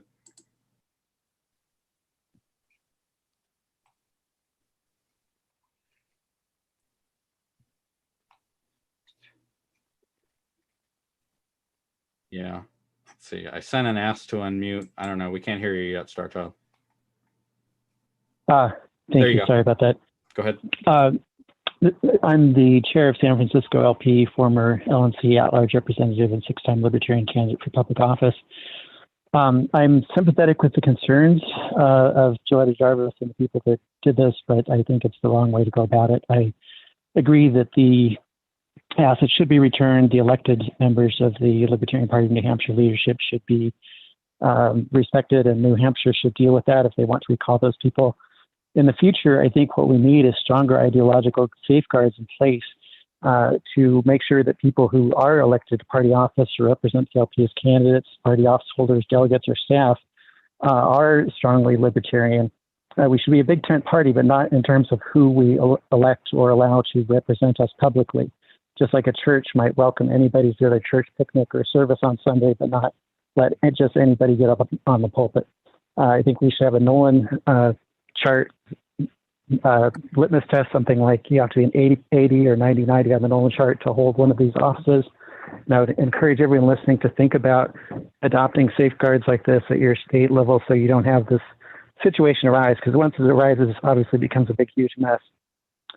Finally, I condemn bigotry as irrational, repugnant, and contrary to the ideals of liberty, and I encourage all Libertarian Party members to do the same and to formally take that position. Thank you. Thank you, Starchild. That exhausts the time for public comment. The chair will note we have 5, 6, 7, 8, 9, 11 more people on it, and it's up to the committee whether we want to end now. Well, we're going to end now unless the committee decides otherwise. To go I move to extend for 15 minutes to allow the 11 people who are presently in line and no further to speak. Ms. Harlos makes that motion. Is there a second? Seconded. It's been seconded by, sorry, who was Mr. Phillips? John Phillips. Is there objection from the committee? I actually have a question. Have any of the people waiting have already spoken? No, these are all. Yes, one of them has. Which one? I'm being told that Mr. Reinhardt has. No, he hasn't. Okay, then I stand corrected. Okay. So any objection? Without objection. Mr. Lovell, sorry, next I have Jacob Lovell followed by Dave Benner. Jacob Lovell, go ahead. Thanks, Jacob Lovell, Alabama Wiregrass region, Libertarian my whole life. I've had a lot of run-ins with the Meacocks. I'm a friend, I'm a fan of the Mises Institute, but I don't really like the Meacocks too much. But I think the way that the party was taken over in New Hampshire is totally off base. That's totally wrong. This needs to be handed back over to the people that are running it there, not this takeover. That needs to be done away with at the national level. Yield back the remainder of my time. Thank you, Mr. Lovell. I have Dave Benner followed by Joe Garcia. Mr. Benner, go ahead. Yes, thank you, Mr. Chair. So Dave Benner, Libertarian Party of Tennessee Communications Committee Director. I'm also on the Judicial Committee. I typically mind my own business when it comes to my opinions on what transpires in other LP state parties. But what happened in New Hampshire as of late is a literal coup. In fact, it's a bold-faced usurpation that would make Julius Caesar blush. There is only one recognized affiliate within that state, the same one that the LNC has recognized for decades. That has never changed, and that will never change so long as the LNC does not vote by a 3/4 majority that there is a different affiliate. So I'd like to ask all the LNC members and this committee to make them whole. That's the biggest pressing question. I would also ask them to be Catos and Ciceros rather than Octavians and Mark Anthonys. Thank you. Thank you, Mr. Benner. I have Joe Garcia followed by Chase Crum. Mr. Garcia, go ahead. Thank you, Mr. Chair. Joseph Garcia, Chair of the Libertarian Party of North Carolina. I agree that some of the messaging that's come out of New Hampshire wasn't particularly good outreach at times, and not something that I would want to go out from the LPNC's social media channels. But you know what else isn't good? Violating the rights and the will of the voting members of the LP New Hampshire, the people who showed up at the New Hampshire convention, and the decision made by our national chair to side with the rogue state chair there in this situation has disenfranchised the members of New Hampshire. As chair of the LPNC, my main concern is for the Libertarians of North Carolina. The members of my state should be the only ones to have the power to deal with any problems happening within our state without any interference from the National Committee. New Hampshire Libertarians should have been the ones to deal with their own problems in their own state. The actions of our national chair has given me pause in entering into any joint programs with the National Party, and that includes Civi CRM and the Joint Membership Program. Thank you. Thank you, Mr. Garcia. I have Chase Crum followed by James Daniels. Mr. Crum, go ahead. My name is Chase Crum. I'm the chair for Tulsa, Oklahoma, and as a point of transparency, a member of the Meat Caucus. I think there's a distinction between what has happened and how it happened. You can debate and investigate how it happened until you're blue in the face, as far as I'm concerned. What happened is abundantly obvious. A duly elected body was removed from their office. And I believe that anybody with any true faith in democracy at all would agree that they should be reinstated until due process has been afforded them. And then you can go back to whatever it is you'd like to do and make up whatever chair and bylaws you have to go with it. But until they're reinstated, everything else we're doing is pointless. It's an assault on democracy, no matter which caucus you're in, no matter what your beliefs are, whether you're Libertarian, Republican, Democrat, or foreign, it doesn't matter. It's an assault on democracy for an elected body, and it should be reinstated and then move forward. Thank you. Thank you, Mr. Crum. Next, I have James Daniels followed by Stephen Nass. Mr. Daniels, go ahead. Thank you, Mr. Chair. My name is James Daniels. I am a region rep in Florida. First, I'd like to applaud Karen Ann for the quick investigation that she did on this issue. It was very unbiased, and she got great information from both sides. I believe that would be either hidden or not produced if she would not have acted so quickly. I would also like to say that the state is autonomous because of the delegates that voted in that executive committee, and the national chair has no right to step in and overturn the votes of all the delegates in New Hampshire. And you should know that and probably excuse yourself from the national chair position. Thank you. Thank you, Mr. Daniels. Next, I have Stephen Nass followed by Adam Reinhart. Mr. Nass, go ahead. Hello, Stephen Nass, LPNH Executive Committee. I'll keep it real brief here. Joe, you and Gilletta and the 13 insurrectionists caused this problem. I think it's very damning that you haven't solved it yet, and that there doesn't appear to be a presence of those 13 people in this video here today. We really need this problem fixed very quickly, because we are a very active affiliate and we have stuff we need to do. I want to finish up my time here by saying thank you to the rest of my executive committee here and our other committees for continuing our work despite all these challenges we faced. And thank you to our membership for sticking by us through all this. We have a nice busy week ahead of us next week with PorcFest, and I think we're going to continue to achieve our goals despite these obstacles in our way. And I yield my time. Thank you, Mr. Nass. I have Adam Reinhart next, followed by Scarlett DeWitt. Mr. Reinhart, go ahead. Adam Reinhardt, Libertarian Party of Pennsylvania, Eastern Vice Chair. I want to point out a couple of things that I have not heard mentioned in the interest of your time. Number one, the fact that the ExCom of New Hampshire was derelict in their duties for reporting to the state, allowing their state party to lapse into non-existence as a political entity while continuing to collect funds, putting their party at financial and legal risk of peril. Secondly, there was active discussion into not running a gubernatorial candidate among other candidates, putting our national ballot access in peril. And thirdly, to address this pernicious rumor that our chair, Joe Bishop Henchman, had anything to do with this, he sent a form letter of attestation on something that was not even contested at the time, something that he, as chair, has to do and does all the time. Okay, this pernicious rumor was started by one person, Karen Ann Harlos. She has been the only person that I know of on this LNC that has acted improperly. I yield. Thank you, Mr. Reinhardt. I have Scarlett DeWitt, followed by Christopher Sauerwein. Sorry if I'm mispronouncing that. Ms. DeWitt, go ahead. Yes, thank you. This is Scarlett DeWitt from New York. I am just calling in to say that this is an absolute crap show, and it's pretty sad because I kind of look up to the Libertarian Party, but I don't know any other political party that would be completely taken over like this in any state. I mean, God forbid you guys got elected to be president, which I wanted to a degree. Honestly, the whole country would go to crap. So you better get your stuff together because a lot of people believe in you and you're just making a joke of everything and every person in this party, and it's not acceptable. You can't just overthrow a government that was voted in by the people. The government is for the people, by the people. So let's be adults, honor that, and prosecute the people who wrongly threw themselves in office in this coup. And that's all I have to say. Hope you guys man up. God bless America. Thank you, Ms. DeWitt. I have Christopher Sauerwein, followed by Bill Hines. Christopher, go ahead. Hi, thank you very much. I'd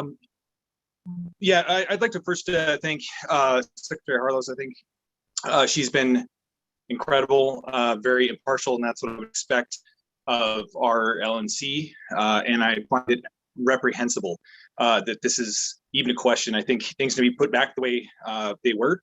The correctly and properly elected officials need to be effectively reinstated to their offices.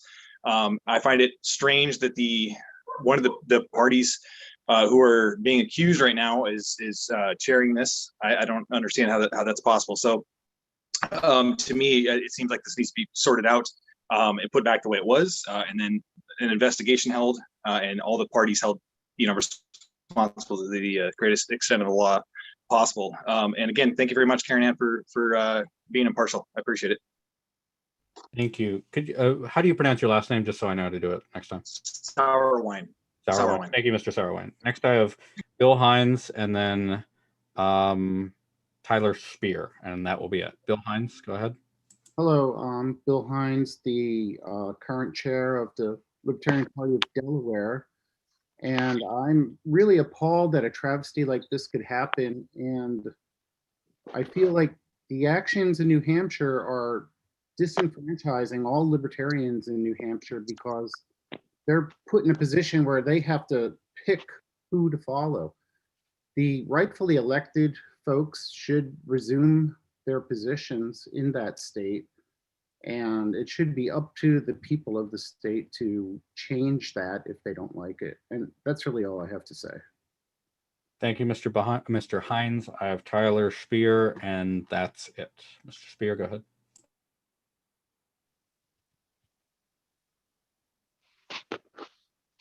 Thank you. Go ahead. Yeah, thank you.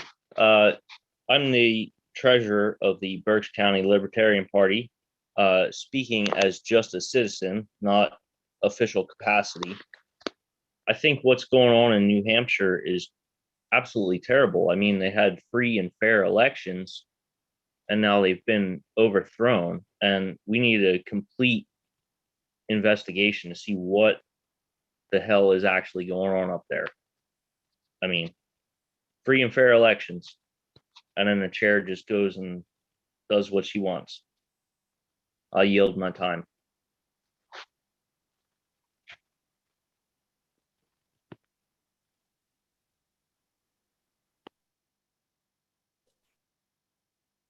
Sorry, my computer hung for a second there. Thank you, Mr. Spear. That concludes public comment. Thank you by my count to the 64 individuals who spoke. And now we're back to business. I do have Mr. Hall, who, if the committee would indulge, wants to speak. Mr. Hall, are you available? Yes, sir. All right. Floor is yours. Thank you, Mr. Chairman. I'm not sure who just answered before me, but yes, I'm here and here at the request of the chair who called me a few hours before this meeting. I have not spoken with anyone on the LNC or, as a matter of fact, in the entire party about this matter until now, although I have been following the business list and trying to piece together the pieces as best I can. Obviously, this is a very contentious issue with strong opinions on all sides, and that's understandable. I'm not here tonight to offer any legal conclusions or any legal advice, really, other than to suggest that I've often thought that the LNC business list is not the best forum for conducting all types of business. Objection, Mr. Chair. Hang on. My computer's hanging. If you can hear me, my computer hung a minute there. Ms. Harlos, please state your objection. My objection is that LNC legal counsel is retained to give us legal advice. He's not here to give us his opinion on our policy manual practices with the LNC list or transparency. I'm here to hear his legal opinion, and he said he doesn't have a legal opinion to give us. Mr. Hall, are you giving us legal advice or your personal opinion? I withdraw the comment about the business list, but I will give my legal counsel with respect to the matter as I've thus far had an opportunity to review it. And that is that although I'm not prepared here tonight to offer any legal conclusions, I do think that what is in the best interest of the party is to establish a deliberative process that is transparent and that creates a public record that all parties to this dispute and all onlookers can refer to when evaluating the course of action that the LNC does or does not take with respect to this matter.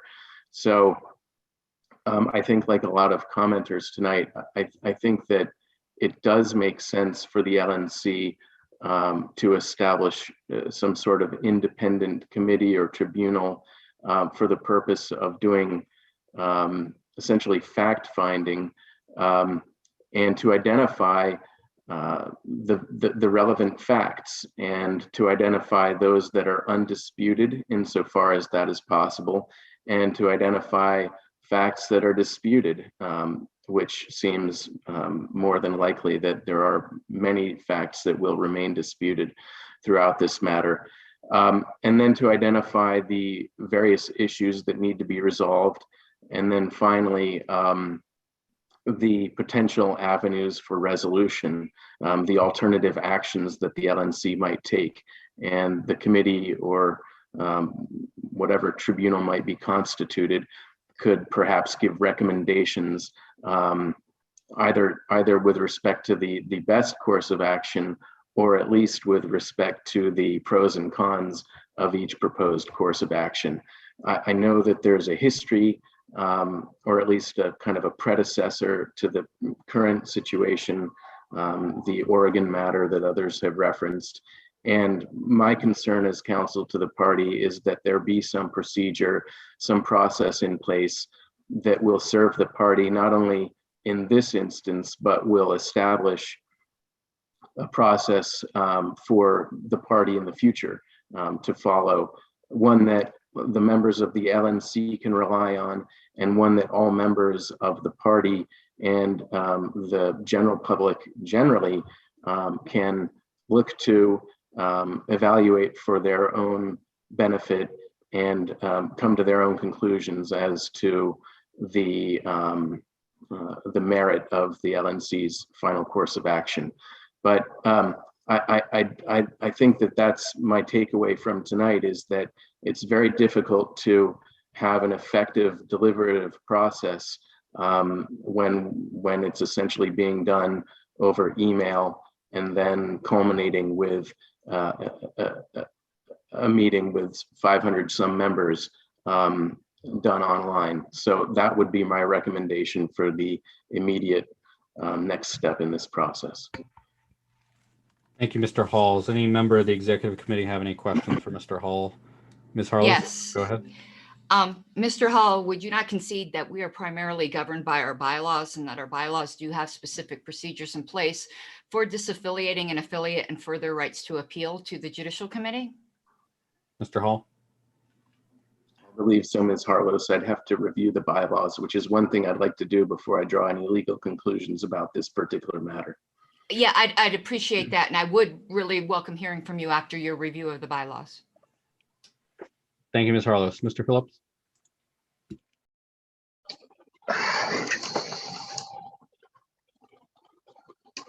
Sorry about that. My fat fingers on my phone. Mr. Hall, all I want to do is thank you for your time as always. We always appreciate the effort you put into everything you give us. Thank you. Thank you. Thank you, Mr. Phillips. Any further questions for Mr. Hall? Seeing none, thank you, Mr. Hall. Yeah, where should I wire the money? All right. Thank you, Mr. Hall. Well, now we're on to business. And I think, Mr. Molman, you had a motion, so why don't we start with that? Point of personal privilege first, sir. Mr. Phillips, you can state your point of personal privilege. Would it be possible to basically to forcibly mute the gallery from here on out, since we are here to conduct business? I don't know the answer to that question. Mr. Harris, do you know the answer to that question? I believe it would be difficult to mute the gallery without also muting the committee. I mean, I will say that for a 458 person meeting, I think we're doing pretty good. I think we only had 2 or 3, maybe a couple more than that disruptions, but generally I think people are doing good. If that changes, maybe we'll have to do that. But yeah, everyone's doing great. All right, Mr. Molman, you've already distributed your motion and you've read it. I don't think you need to read it again unless anybody wants that. So you can go to, well, first you've moved it. Is there a second?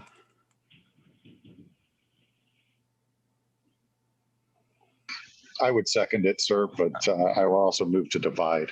Okay, well, why don't we get to that next, but it has been seconded. I'm going to deem there to be objection so we can move into debate.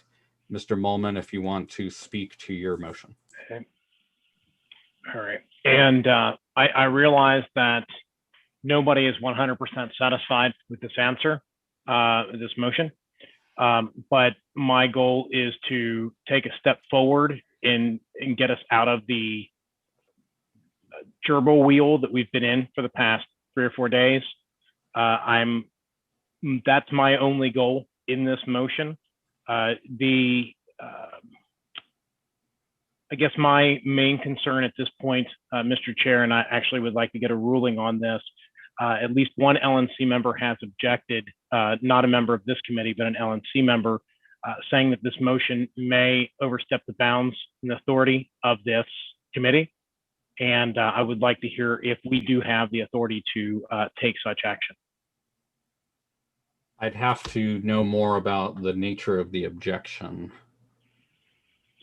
I believe if I understand correctly, just procedurally, you're raising a point of order on your own motion right now? Yes, I am. Okay. Because I want to make sure we do this right, Mr. Chair. I do not want to I don't want to break it worse than it is. You can't raise a point of order on your own motion. That's like speaking against your own motion. You could raise a point of parliamentary inquiry to the chair. That would be perfectly appropriate. Okay, and that's fine. Because I think once I made the motion, it's seconded. It's not really my motion anymore either. But the point being that I'd just like to get a ruling from the chair. Do we have the It's not a authority ruling when you ask a point of All right, order. Ms. I'm Harlow, just going to we'll make sure suspend. everyone Let's knows. just hear what he says, and we'll figure out what. I just want to make sure we're allowed to do this. I believe that the concern is that the LNC member in question says that we have a meeting called for 2 or 3 days from now, and that this business should be shifted to the full body of the LNC. And that's the nature of the objection? That I believe that is the nature of the objection. I'm trying to look through the message to make sure that I have not misrepresented that in any way. But it is that we are circumventing the full board, and that this should be held off because while the EC is enabled to act in between meetings, we already have a meeting scheduled. I think it's only proper that we do know the identity of the objector. Members of the gallery are asking, and I believe for transparency purposes, they have a right to know that. If the body will be at ease, I will review the bylaws to try to give an answer to this question.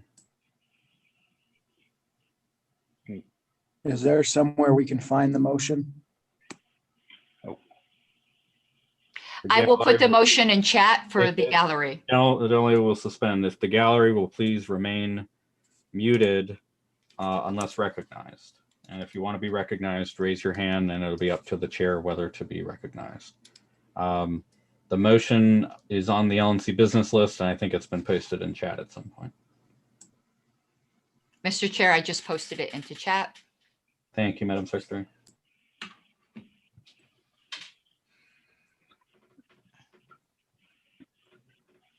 So as best I understand it, the point raised is that this action is improper because we have scheduled an LNC meeting on the same topic. On the same topic. I'm not sure what rule or bylaw that may violate. The executive committee is authorized to take actions properly noticed between LNC meetings. It's certainly within the discretion of the executive committee to take actions or not take actions, you know, wanting to defer it to the full committee. But I don't know if that's a requirement that would make me have to rule this out of order. So if anybody has any further information they'd like to add to that. I do, Mr. Chair. Okay. And I do as well. All right. So I've got Ms. Harlos, Mr. Phillips, Mr. Wendt, Mr. Longstreth. Ms. Harlos? The full LNC always has the ability at the upcoming meeting to override the executive committee. That is the fail safe. So I do believe you are absolutely correct that this is an order, and then the full LNC would have the ability to override, which is its complete right. Mr. Phillips? It gets into the reason that I was going to ask to move to divide, because then I was going to ask to move to amend. But I believe the objection is related to particularly the language referring to affirming the affiliation of the and the objection being that that is for actions on affiliation are the responsibility of the entire LNC, not just the executive committee.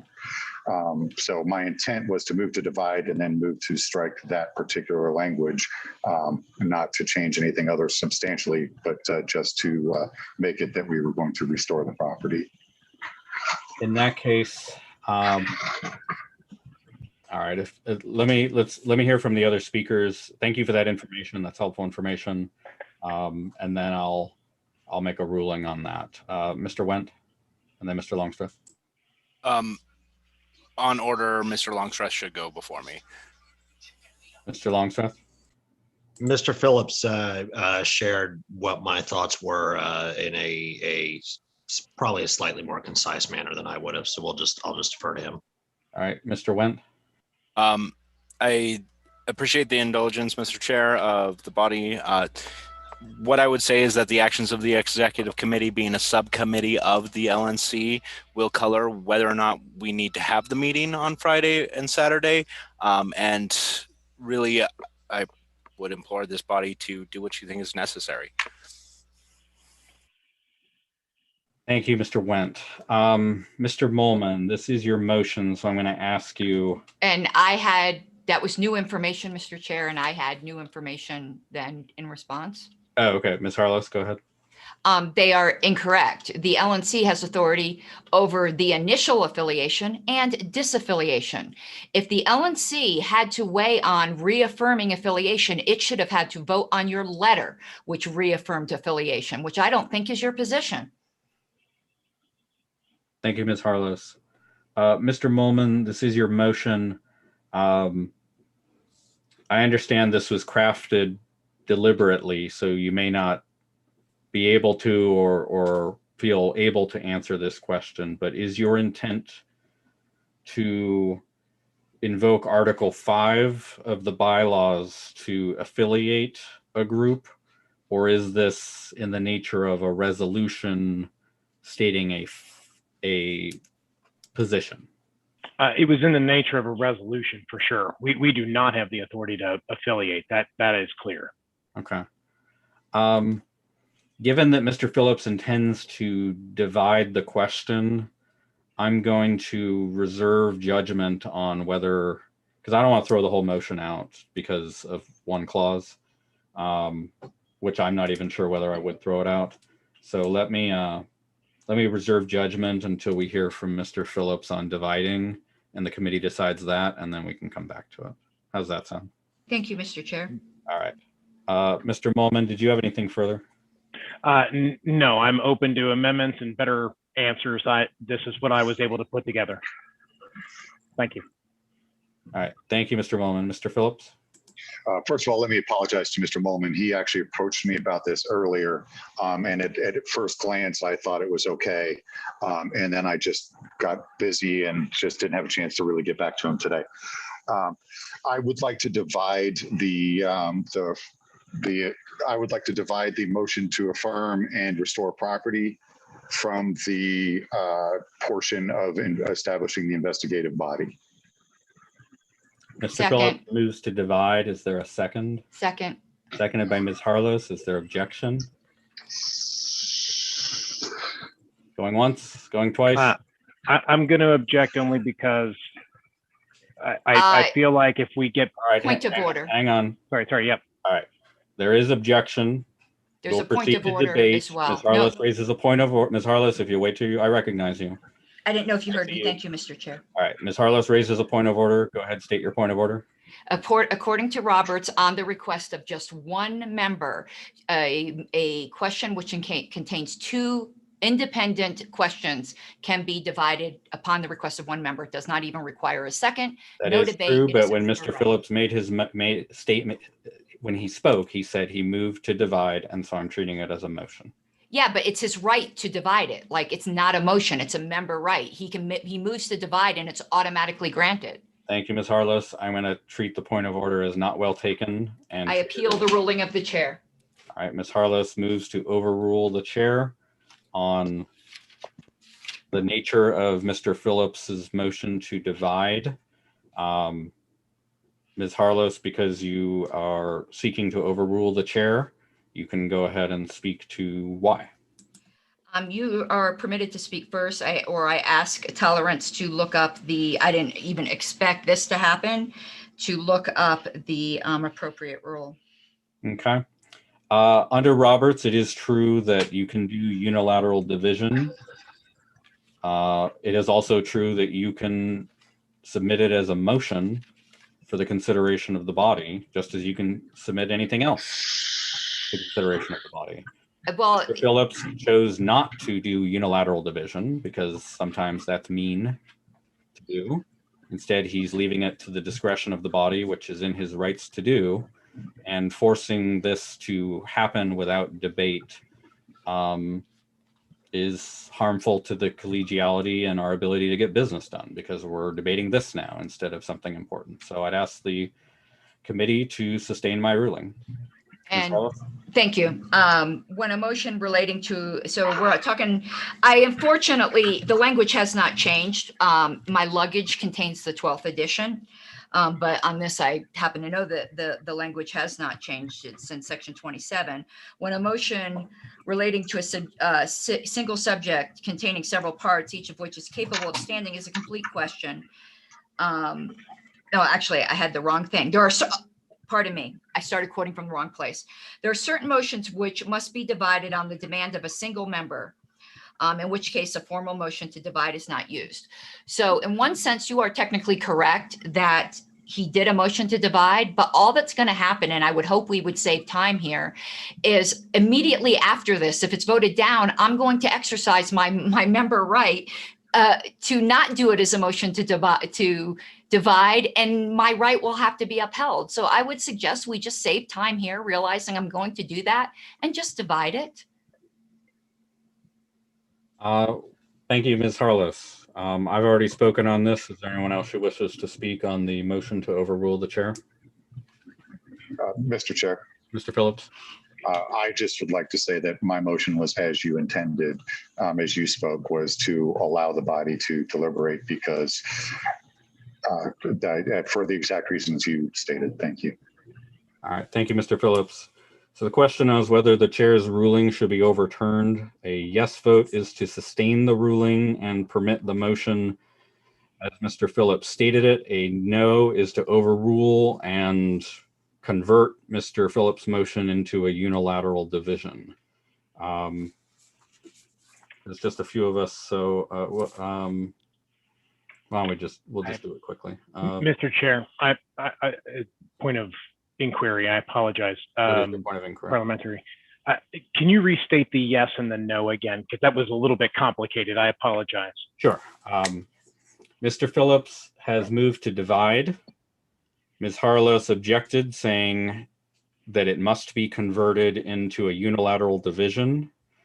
I ruled that both of those exist in Roberts, and Mr. Phillips chose to make it a motion. Ms. Harless ruled to overrule that objection. And here we are. So a yes would say Mr. Phillips is in order to move to divide. A no would say that Mr. Phillips is not in order and it needs to be unilateral. Mr. Chair? Ms. Harless, do you have with the indulgence of the body, I'll withdraw my appeal because I'm going to end up getting my way no matter what. So I want to save time. I'll withdraw right now, you're my not appeal. saving time. Right now, we're spending more time. I withdraw my appeal if the body permits. It is okay. Possession of the body. We're at a vote. Mr. Molman, did that answer your question? I believe so, yes. All right. So we will do a call. Mr. Molman. Yes. Mr. Hagan. Yes. Ms. Harless. No. Ms. Ebke. Ms. Ebke, you're muted. You're doing thumbs up. I'm going to count that as yes. Mr. Longstreth. Yes. I'm sorry, I missed Mr. Phillips. Mr. Phillips. I abstain. Abstains.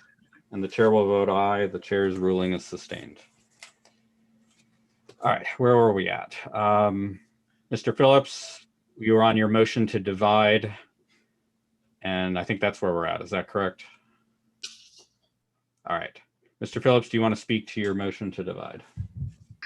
My motion to divide is simple. That the two are separate issues, and I believe that if you keep the meeting, if we keep it as one unit, it conflicts the issues and causes us to maybe vote one down when we would vote for that up, or vice versa, and creates a conflict that is unnecessary, and that two motions would be more appropriate.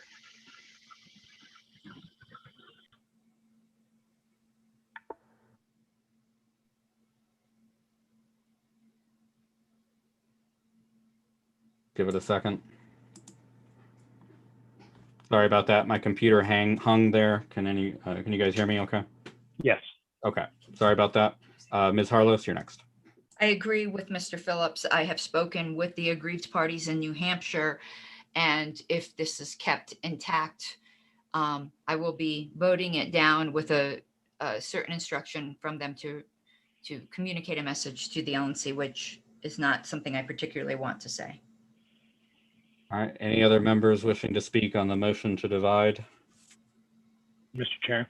Mr. Mullin, go ahead. I recognize that each, we'll call it a side, on this debate is going to find something objectionable with this motion. In the end, the status of the LPNH is the topic at hand, one about getting the committee to their tools back, one about having them or asking the LNC to form an cannot speak anymore. But one about having a committee formed to investigate the situation. That's why I put them together. I realize that no one's going to be happy with the full thing. But I feel like unless we address both things, we're going to be stuck in some sort of loop where one side is super angry forever and one side, you know, I don't want to pick sides in this. I just want to fix the problems. So that's why I put them together. But I understand if the board wants to split them. Is there further debate? Seeing none, the question's automatically called on the motion to divide. And I'll call a roll. Mr. Bowman. Chair, typically the secretary does that. All right, are you able to? Yes, I am, Mr. Okay, Chair. go ahead. Secretary will call the roll. I will vote yes. Mr. Hagan? Yes. You skipped Mr. Mullin, sorry. I'm kind of not going in alphabetical order because I have it, if that's with the indulgence of the executive committee. Mr. Mullin? All right, go ahead. I'm going to abstain. Mr. Longstreth? Yes. Ms. Epke? Yes. Mr. Phillips? Yes. Mr. Chair, the vote is 5 yes, 1 abstention. I vote yes.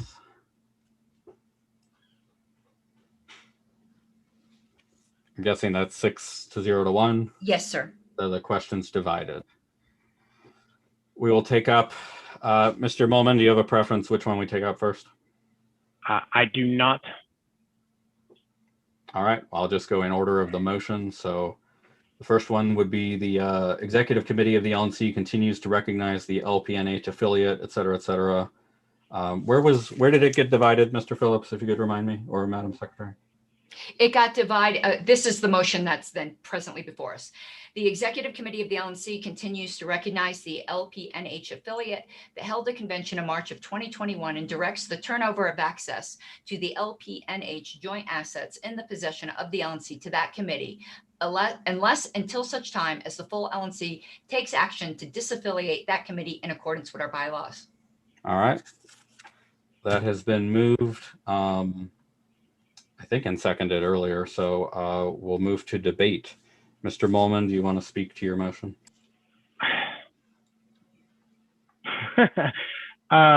Sure.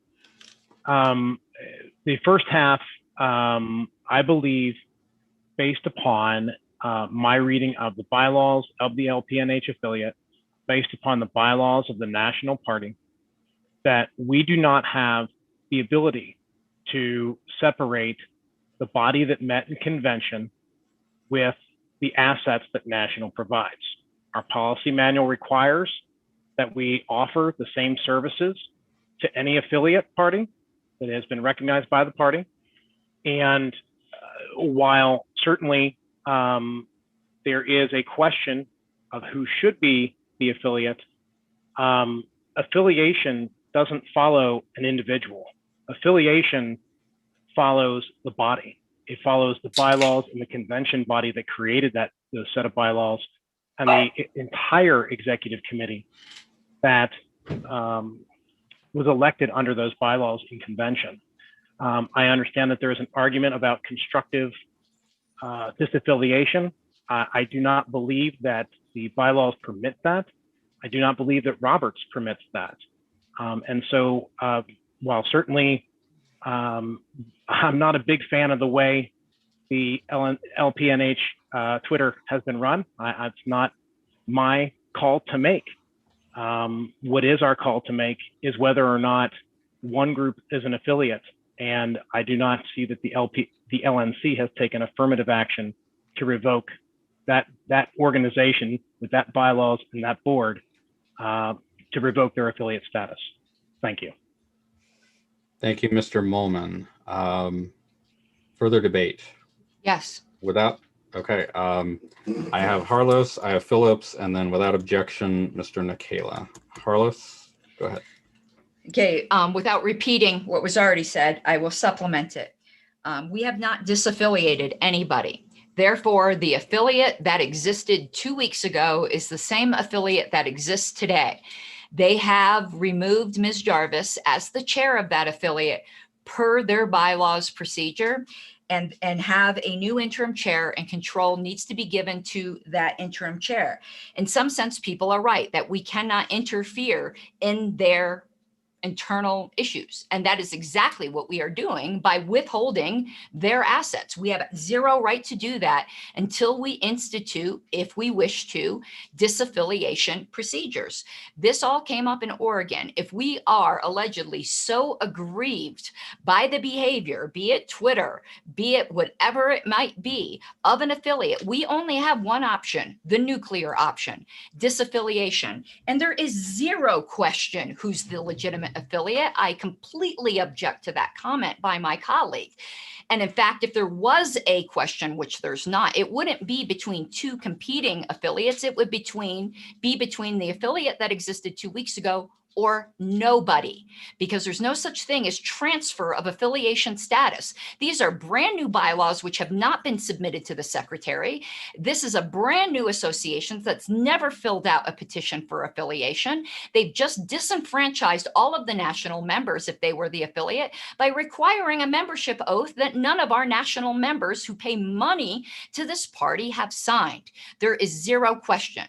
The affiliate that existed at the time of the March convention is still the affiliate until the full LNC with a 3/4 vote decides otherwise. Letters from anybody on this body to the construment of otherwise, whether that construment is right or wrong, otherwise has absolutely no bearing. We are stealing their property until we give it back. And I demand that we give them their property back. And if we want to disaffiliate them, make the motion and have your name put down on that vote. For what it's worth, I will vote no on any motion to disaffiliate. Thank you, Ms. Harlos. I have Mr. Phillips, and then without objection, Mr. Nikela and Mr. Nana. Mr. Phillips, go ahead. Originally, I think I made it well known that my original intent was to, if you'll excuse the expression, say screw them both, and remove access to both parties. You guys sort it out and come back to us when you did. That was my original intent. I did some research. I talked to a lot of people, like most of us, since this has happened. I have been up till the wee hours of the morning working on this process. While emotionally, I still feel that way, logically and by the bylaws and all the rules of procedure and everything that I can come up with, Ms. Harlos is correct and Mr. Molman is correct, that we have not disaffiliated them, and for us to remove things from their possession without that process first is absolutely incorrect. And so despite my emotional urging to go one way, I am going to follow the process and support this. Thank you, Mr. Phillips. Without objection, Mr. Nikela, then Mr. Nana, then Mr. Hagan. Mr. Nikela? Mr. Chair, this past weekend I was at the Libertarian Party of Florida State Convention. There was a few other members of the LNC there, and while I should have been with my people at convention doing convention things, unfortunately this took precedent, and I spent the time interviewing both the original entity folks from the Libertarian Party of New Hampshire, as well as Ms. Jarvis of the new entity, so to speak. from a few things that I found from that original looking into the issues, the constructively resigned members were not resigned or removed via any kind of parliamentary procedure. That includes the EC as well as the Judicial Committee, Bylaws and Rules Committees. There's many reasons to believe that the original entity is still original, as nothing was done per the rules to make them not so. However, the new entity, so to speak, did go on with the Secretary of State and their state and did file as a new entity. There's some problems we'll address later. Speaking with the old entity, they did lose access to their website, their social media, their data, and other assets which the LMC holds access to. They do have access to their bank account. They lost access to some assets in their dry storage to the new entity. So there's this tug of war between the old and new that we now need to address because the LMC got involved. So, you know, I've spoken to other state chairs. They're very concerned about what kind of precedent this sends as an LMC. We have members, we have affiliates, including my affiliate, that are worried about, do we have redundancy? Do we have backups? Who owns the domain name to the LPF? Because now, after building up this trust, there's concern over what the LMC has the power to actually take from these affiliates without notice. This is obviously an issue. We need to address this. We need to get recognized, get this affiliate's assets back to the original entity. And speaking with Ms. Jarvis, I did ask her the question, how come the original entity has the bank account? However, the new entity has both the assets in the dry storage and the other things. While she said for the bank account, it's given to them by the members. Okay, well, so is the data. The data was given to the old entity by the members.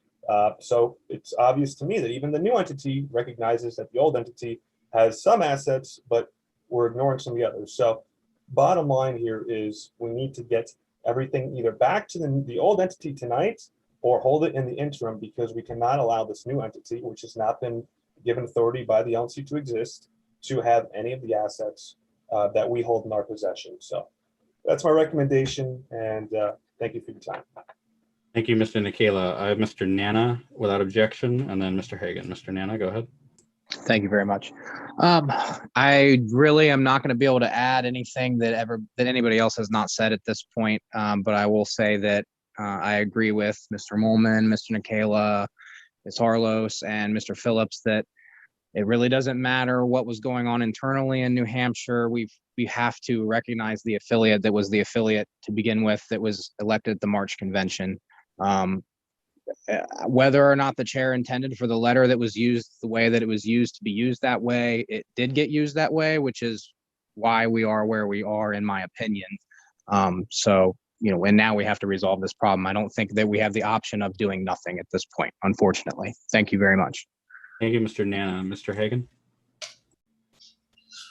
Yeah, we've heard a lot from a lot of the public this evening about, there's still some question in a lot of people's mind about which entity is affiliated entity, or if there is I guess most of them say there is affiliated entity, but which one it is. Main thing we're talking about here is the CRM, which has basically their members' private information. And we have this question, we also got a LNC meeting coming up in 3 days. A possibility, depending on what happens with the next motion, of investigation to look into which entity is affiliated entity. I think under abundance of caution of our legal risk, for one thing, that we should basically withhold the CRM from both entities until the LNC meets, and then they can decide, of course, what they want to do with this. It's only 3 days away. Thank you, Mr. Hagan. Is there further debate? Ms. Ebke? Thank you, Mr. Chair. I see both sides of this. I tend to agree with Mr. Hagan on it. I am concerned about the data. And while there is certainly dispute over which side is the legitimate holder of the data, given especially some of the comments in the comment section tonight, the vitriol. I would be really concerned with just opening up the data until we have it confirmed by the LNC as a whole. You know, who we're recognizing, because if we give that data away, we no longer have control of it necessarily. So. Thank you, Ms. Ebke. I have Mr. Longstreth, and then again, second round for Ms. Harlos and Mr. Phillips. Mr. Longstreth, go ahead. So, like many of us, I have been very, very carefully weighing options, talking to people, getting very, very little sleep, and going through this process and trying to figure out the best course of action that this executive committee could possibly take. In my opinion, this meeting should not have happened. It should have been sent to the LNC. That is not how that played out. I understand that. I'm not going to fight that. It is what it is. We're here now. The question is it better for us to give the data to a new entity and keep it with the old entity, share that data between the two, or revoke completely? Those are our four options. From a standpoint of the national party, we have recognized an affiliate in New Hampshire. That affiliate, from my understanding, and mind you, the LNC has done no investigation. So any votes on this case right now, having done no formal investigation, just light casual interviews, as was put out to the by the secretary when she conducted them. There has been no investigation. But from my understanding and what I have observed, we have a state chair that was able to affirm that she was the state chair. She then decided that she was going to essentially create a new organization with new bylaws, new rules, and a new pledge to join. I think New Hampshire needs to figure out their situation, and New Hampshire needs to figure out what's going on. I do not think that this body or the LNC should interfere in any serious way. All of that said, right now, the LNC recognizes the New Hampshire affiliate that has been in existence for nearly 50 years. Mr. Phillips has probably the strongest point when he says to separate emotion and logic. In this case, logically, we have always recognized one party. That chair essentially left that party, and it would be different if that chair had continued on with the same bylaws. Then there would be a totally different conflict. But this is a new set of bylaws, which means it is a new organization. And as such, I do urge, and I don't urge, I will, however, be voting in favor of this. Thank you, Mr. Longstreth. I have Ms. Harlos and then Mr. Phillips. Ms. Harlos?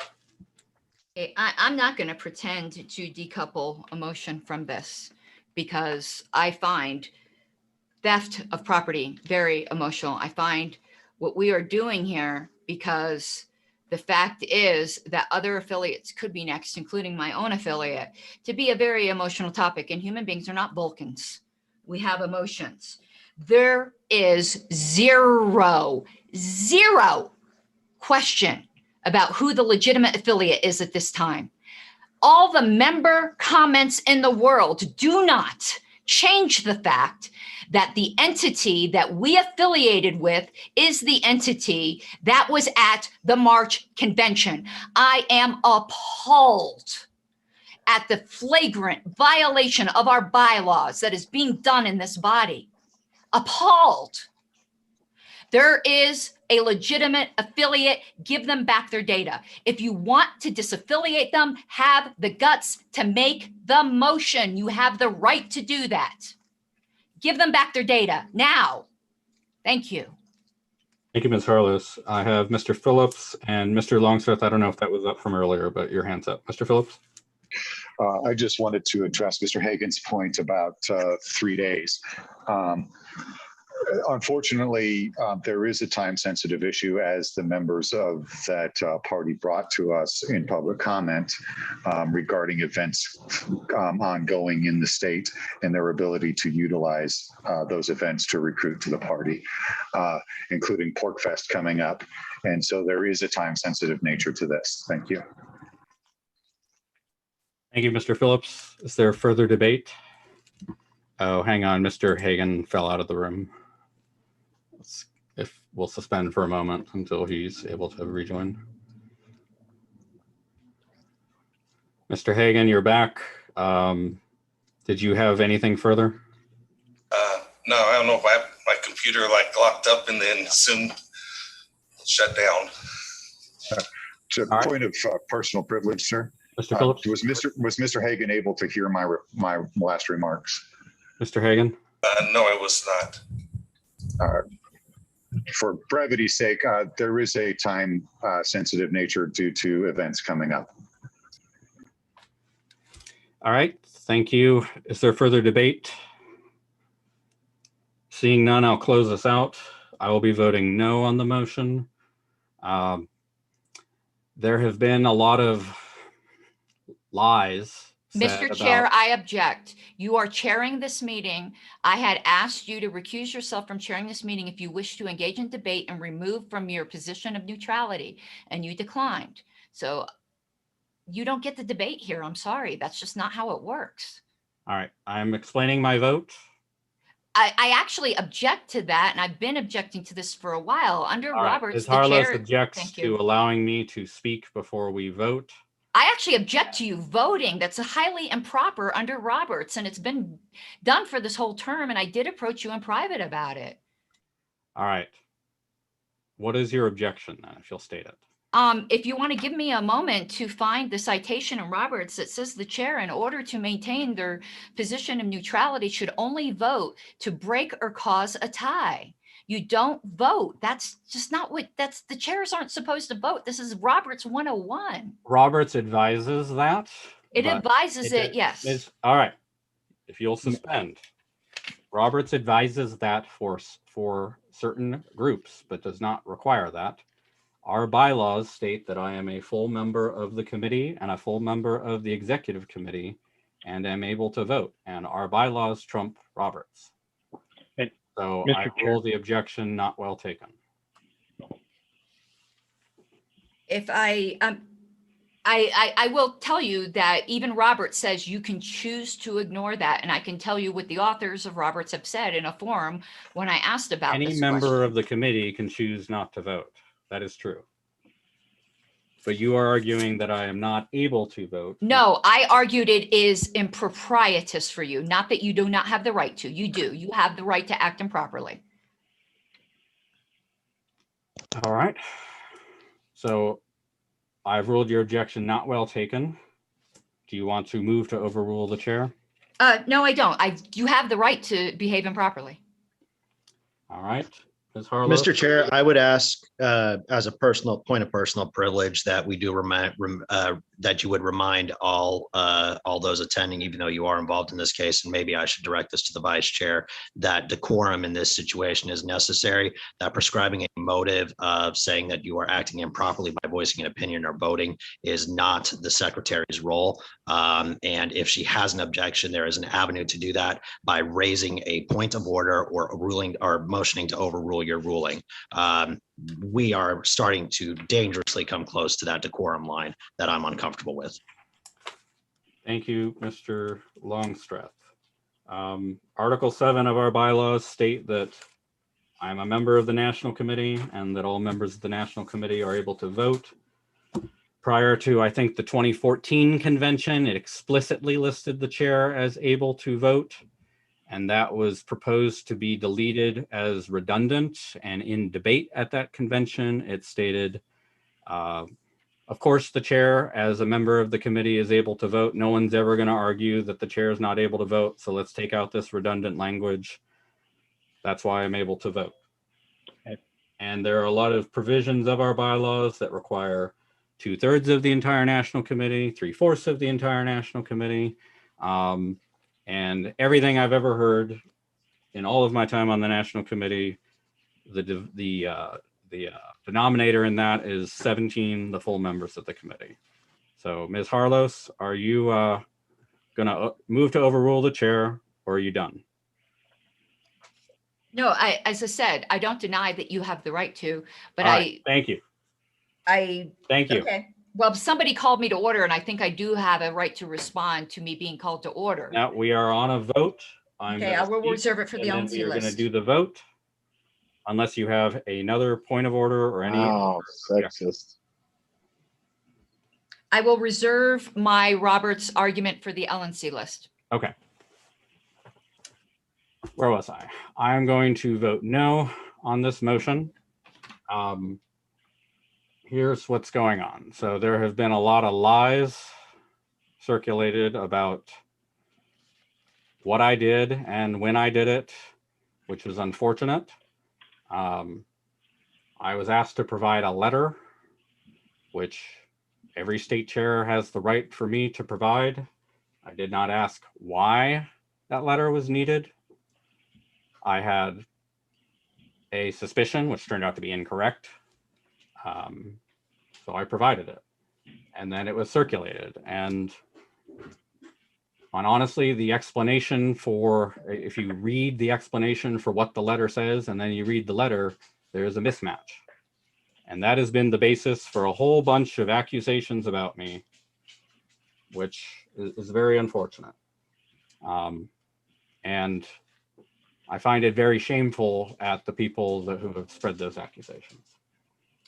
So on the question in front of us, there is a reality now that we have two groups of people in New Hampshire claiming to be the New Hampshire Libertarian Party. From the moment that I saw the news of what was going on, I became very careful about any statements I made or actions I took, because I knew anything one step, one way or the other, will be taken as picking the side and deciding the question. So I didn't do that in all of the four statements. I've been consistent in saying this needs to be worked out by the people of New Hampshire, by the two groupings, because anything short of that, and we're just picking a side in a civil war, and if we think it's going to resolve the civil war, we're kidding ourselves. Instead, we're going to put us into an Oregon situation where we're picking a side and they're fighting it out. And that's what this motion would do, because it would, before the full LNC can meet, before the investigation is concluded, we will make the decision. And more problematically, what should have been a dispute within the state of New Hampshire, where we could have quietly tried to get them to work together or mediated or found a solution. Instead, both sides are running to the LNC to get advantage. And here we are providing it. And I will be voting no. So with that, Secretary will call the roll. We didn't call the question. You don't get the last right to vote, and I raised my hand. All right.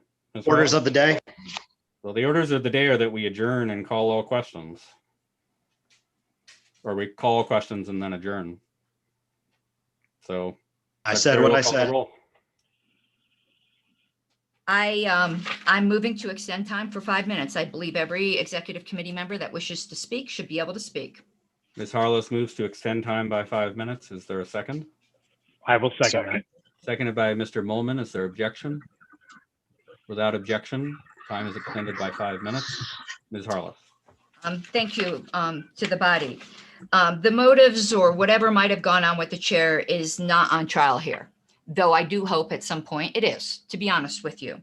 But the fact is, what the chair has said is absolutely incorrect. There is zero dispute as to who is the legitimate affiliate here, unless he can point to where the full LNC has disaffiliated the affiliate that has the bylaws that are on file with the secretary as per the national bylaws.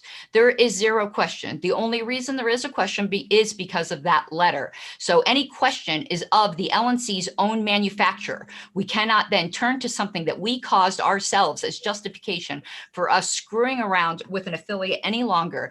And I completely object to the characterization of the chair that aggrieved parties are, quote unquote, running to the LNC. That is infantilization of actual legitimate concerns of theft of their data. Thank you. Is there further debate?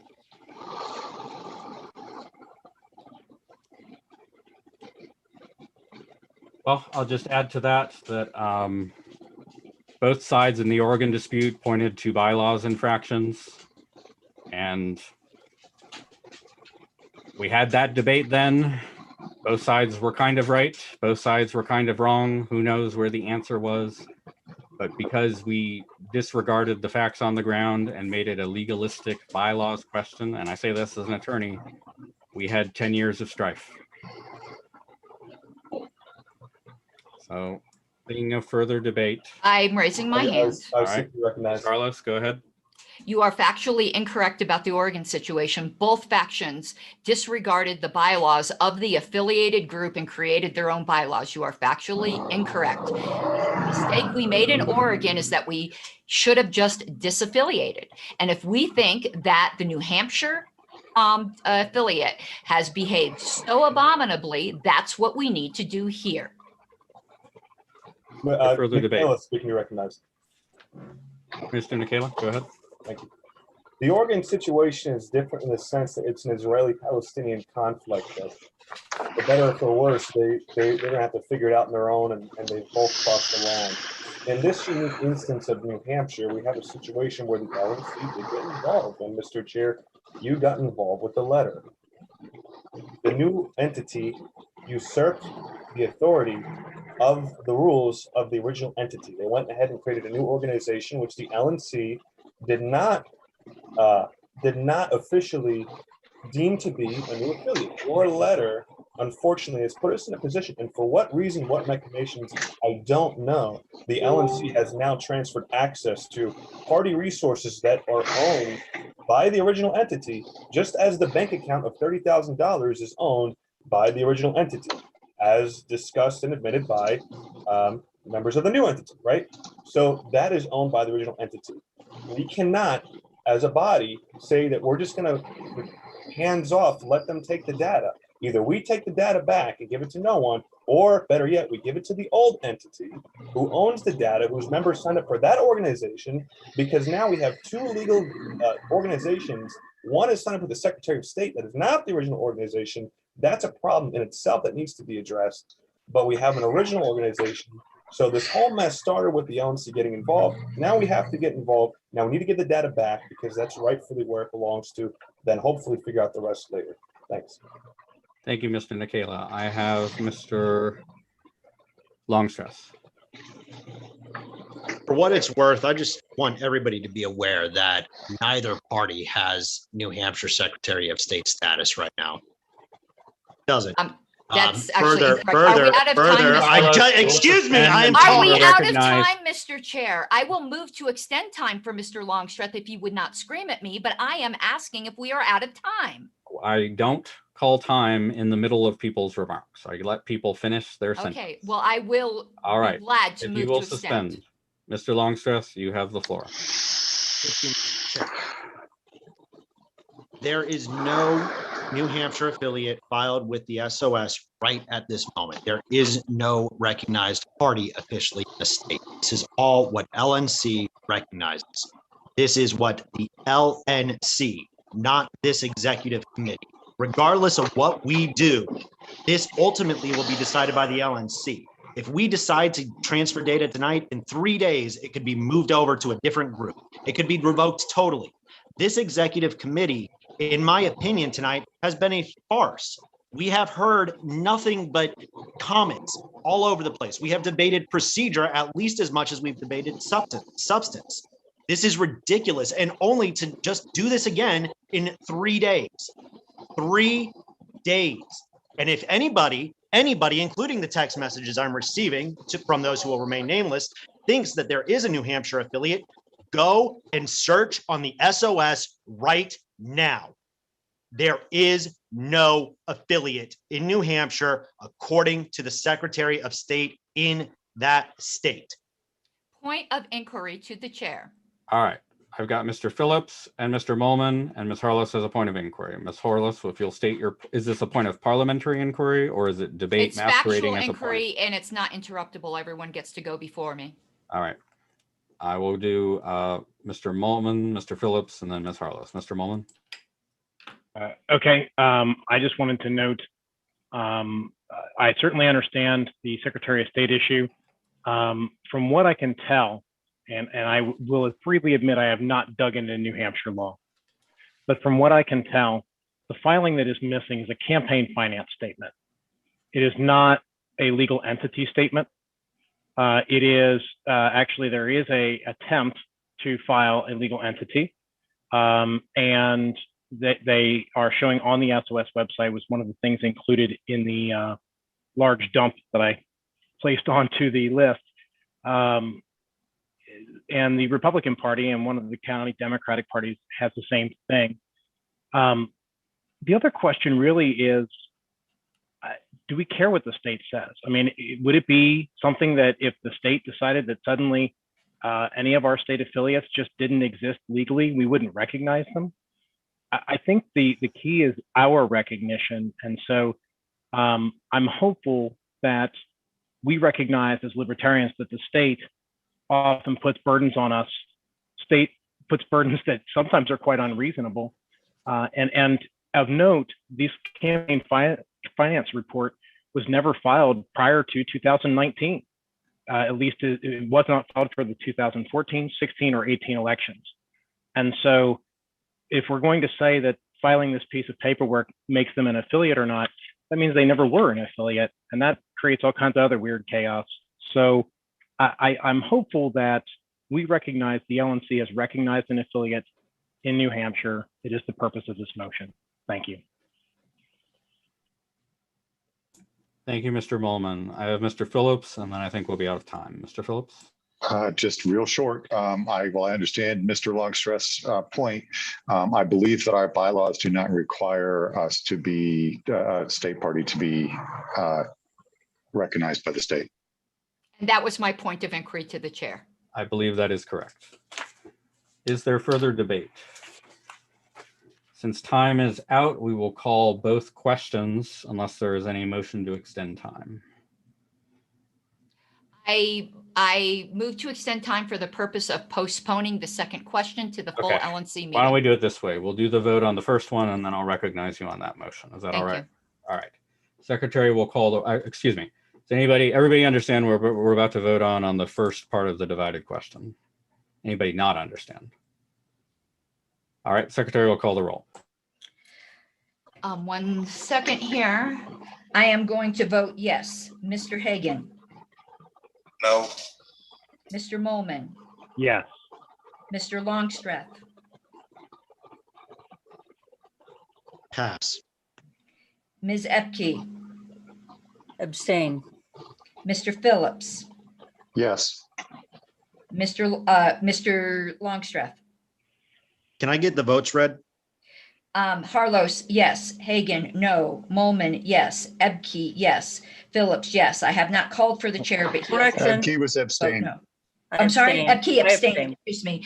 Pardon me. That was my error. So we have 1, 2, 3 yeses, 1 no, 1 abstention, but I haven't called on the chair, but he has indicated he would vote no. No.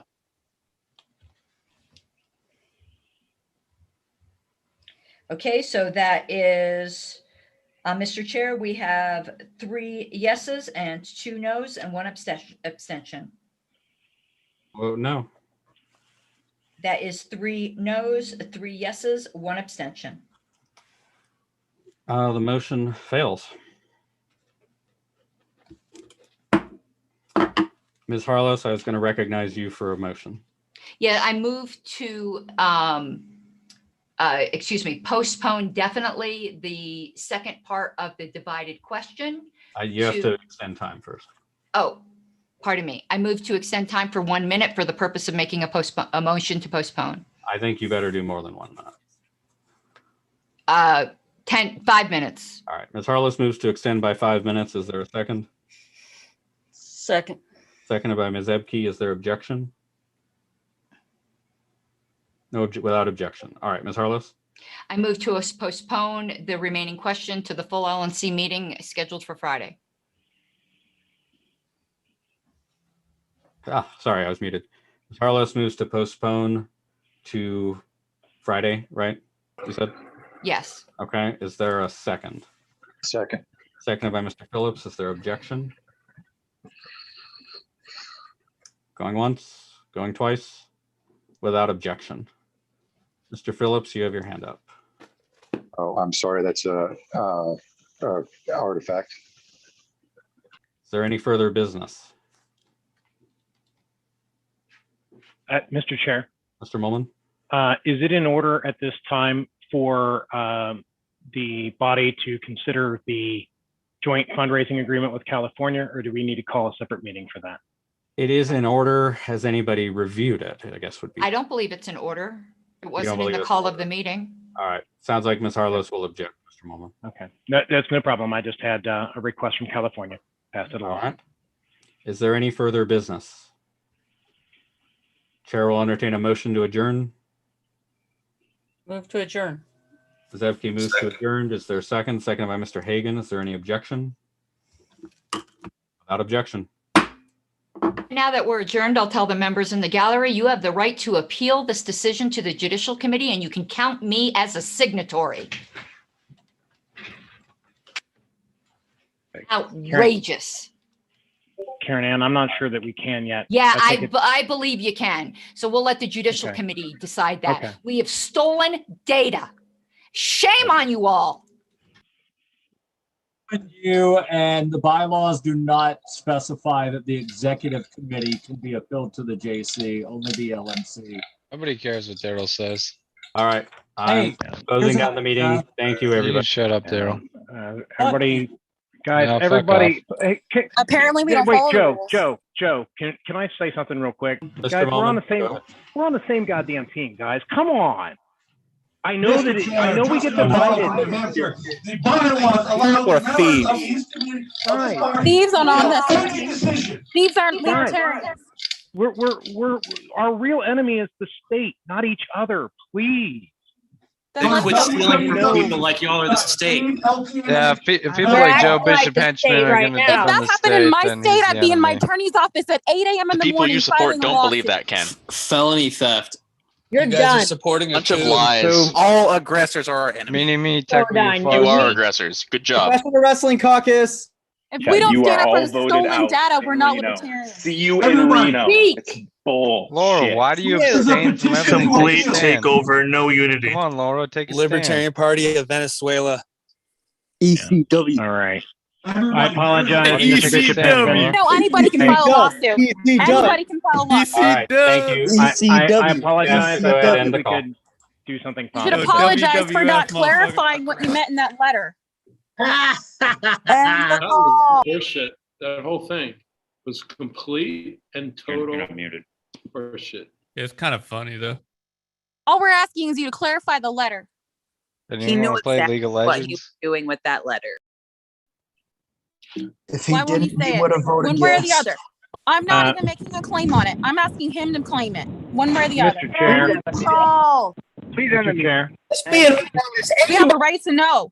Did not understand that this was a duly elected body. You do not deserve Duly elected. You don't mind. New Hampshire deserves better, and we all deserve better.